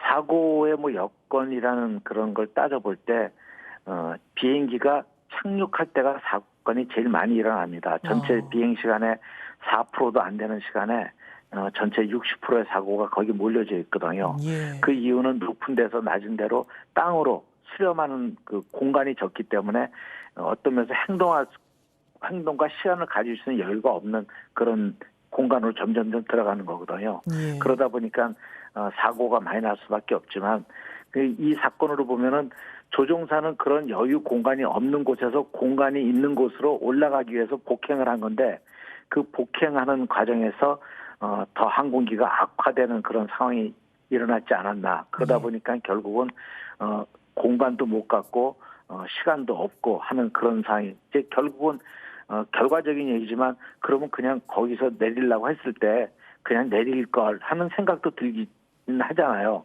그렇지만 그거는 결과적으로 하는 얘기지 실제 항공사 절차나 우리 비행 안전 절차에 의하면 당연히 결함이 생기면 복행을 해서 안전조치를 취해서 내린다. 이게 우리의 표준 절차거든요. 예. 그래서 조종사들은 표준 절차대로 다 한 거지만 여건상 착륙하는 지점이 너무 짧게 이제 저 반대쪽으로 너무 짧게 공간이 없었다든지 아니면 속도가 좀 많았다든지 뭐 이런 것들이 이제 겹치면서 이런 이제 커다란 재앙에 준하는 사고가 나지 않았나 이렇게 생각합니다. 뭐 아직은 조심스러운 얘기겠습니다만 교수님 보시기에는 기체 결함 가능성에 대해서는 좀 어떻게 보십니까? 뭐 그것도 이제 우리가 생각해 볼 수 있는 얘기입니다. 실제적으로 기체 결함이라는 것은 안전하다고 하지만 그래도 언제든지 일어날 수 있기 때문에 심지어 조류층들과 기차 결함이 동시에 또 일어날 수도 있는 거거든요. 그래서 그런 문제는 어쨌든 사고조사위원회에서 그 내용을 확인해서 결국은 밝혀내야 될 일이고요. 그렇게까지는 아마 시간이 많이 또 소요될 것으로 생각이 듭니다. 예, 앞서 뭐 국토부 브리핑 보면 여객기의 경우는 6개월에서 길면 1년 가까이 또 분석에 어떤 시간이 필요하다 이런 얘기도 전했는데 알겠습니다. 계속 좀 지켜봐야 되겠네요. 자, 정윤식 가톨릭 관동대학교 항공운항학과 교수와 얘기 나눴습니다. 교수님 말씀 감사합니다. 네, 감사합니다. 예. 자, 저희가 이 정 교수님과 얘기 나누던 와중에 소방에서 또 사상자 관련해서 업데이트가 있었습니다. 네, 인명피해 현황이고요. 그 5시 11분 기준입니다. 소방에서 발표한 내용입니다. 현재까지 사망자 167명입니다. 생존자 지금까지와 같이 2명으로 확인이 되고 있고요. 사망자 167명 가운데 남성이 79명, 여성이 77명, 확인이 불가한 인원이 11명입니다. 14명에 대해서는 수색 중입니다. 참고차 말씀드리자면 5시에 발표된 국토부 숫자와는 좀 다른데요. 예. 이게 현장에서 취합되는데 시차가 있기 때문이고요. 어쨌든 소방에서 발표한 내용 가장 좀 최근의 내용은 167명 사망 확인됐다 이렇게 보시면 될 것 같습니다. 가장 중요한 건 수색, 수습 그리고 신원 확인일 겁니다. 진행이 계속되고 있고요. 유가족 또 실종자 가족은 현재 공항 1층에 모여 있는 상황입니다. 내일 12시에 합동분향소가 열립니다. 그 인근의 무안스포츠파크에 합동분향소가 열릴 예정이어서 지금 텐트가 설치가 되고 준비가 되고 있다고 하고요. 광주 출신의 희생자도 많은 걸로 알려졌습니다. 81명으로 확인이 되는데 그래서 이 5.18 민주광장에도 역시나 합동분향소가 세워지고 있습니다. 자, 지금 일단 소방의 발표처럼 사망자가 167명이라면 생존자 2명을 더하게 되면 총 탑승자 181명 중에 12명의 실종자가 지금 남아있는 상황이 됩니다. 12분 중에 그래도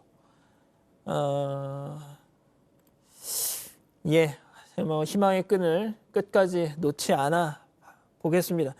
지금 인명 구조 작업이 현장에서 7시간, 8시간째 이어지고 있는데요.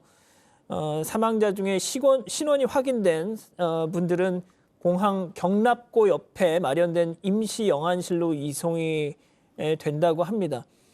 현장에 투입된 군 병력 그리고 또 광주 소방대원 100여 명은 공항 담장 외부로 300m 가량 펼쳐진 이 갈대밭이 있는데 인간띠를 이뤄서 수색 작업을 펼치고 있는 와중이랍니다. 말씀드린 것처럼 이 사고 당시에 기체가 파손이 되면서 탑승하고 있던 많은 승객들이 기체 밖으로 튕겨져 나가는 그런 일들이 많았기 때문에 인근 갈대밭에서 긴 인간띠를 이뤄서 현장에서 수색 작업을 진행 중이라고 합니다. 이 현장 대원들은 좁은 보폭으로 몸을 낮춘 채 이 갈대밭 아래를 유심히 살피고 있었지만 그 지역에 지금 나오는 것처럼 저렇게 수색 작업을 벌이고 있는데 저 현장에서는 추가 사상자는 발견되지 않았다고 합니다. 아무래도 이 기체 밖으로 나오지 않은 탑승객들 아마 그분들이 좀 남아 계시지 않을까 합니다만 공항 활주로 외부 100m, 200m 밖으로까지 유류품들이 이렇게 흩어져 있어서 그걸 수거하는 상황이 지금 벌어지고 있다고 합니다. 자, 그리고 또 무안공항에서 유가족들로 하여금 현장에 도착한 유가족들로 하여금 시신 확인 절차가 시작이 됐다라는 속보도 들어오고 있습니다. 오후 5시 10분 현재 사망이 최종 확인된 22명의 명단을 무안공항이 공개를 해서 그 확인된 사망자, 희생자분들의 유가족들에게 직접 시신 확인 절차를 시작했다라고 합니다.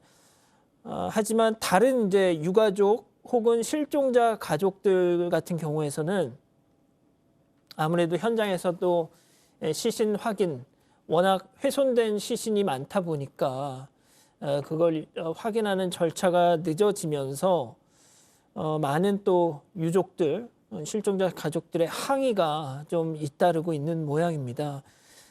전광판에 이렇게 명단을 띄우는 상황도 이어지고 있는 것 같은데요. 아무래도 공항 로비에 대형 스크린을 통해서 신원 확인자의 명단이 올라왔지만 유족들은 아무래도 자기 가족의 그런 생사 확인이 지금 늦어지다 보니까 많은 정말 애간장을 태우고 있는 것 같습니다. 네, 또 가족 단위 여행객이 좀 많았기 때문에 더 안타까움 더하고 있습니다. 지금 승무원 6명을 제외하고는요, 탑승한 181명 중에서 승객은 175명입니다. 그런데 이 중에 이제 최연소 탑승객이 2021년생 3살 남자아이로 알려졌고요. 최연장자는 올해 78살 46년생 이제 남성인 것으로 알려지고 있습니다. 또 태국 국적의 20대, 40대 여성 2명도 있었습니다. 말씀드린 대로 가족 단위 여행객들이 상당히 많았습니다. 왜냐하면 이게 3박 5일 일정 그 여행 상품에 좀 포함이 된 그 항공권이었다 이런 얘기가 나오고 있기 때문에요. 대부분이 방콕 여행 다녀오던 길이었던 걸로 보입니다. 그래서 한 80대는 가족들이랑 함께 팔순 맞아서 이제 방콕 여행 다녀오던 길이었던 걸로 확인이 되고 있습니다. 자, 지금 소방에서 발표한 사상자 숫자를 다시 한번 말씀드리겠습니다. 생존자는 승무원, 남녀 승무원 각 1명씩 2명입니다. 사망이 확인된 사망자, 희생자는 167명입니다. 현재까지 생사 여부가 확인되지 않은 실종자는 12분입니다. 12분 중에 단 한 분이라도 꼭 살아서 돌아오셨으면 하는 마음입니다. 이 방송을 보고 계신 모든 분들이 같은 마음이 아닐까 생각이 됩니다. 저희가 계속해서 일단 뉴스특보 저희가 지금까지는 제주항공 여객기 참사 관련 JTBC 뉴스특보를 전해드렸습니다. 이어서 주말 특집 뉴스룸에서 보다 자세한 소식 전해드리겠습니다. 시청해 주셔서 감사합니다.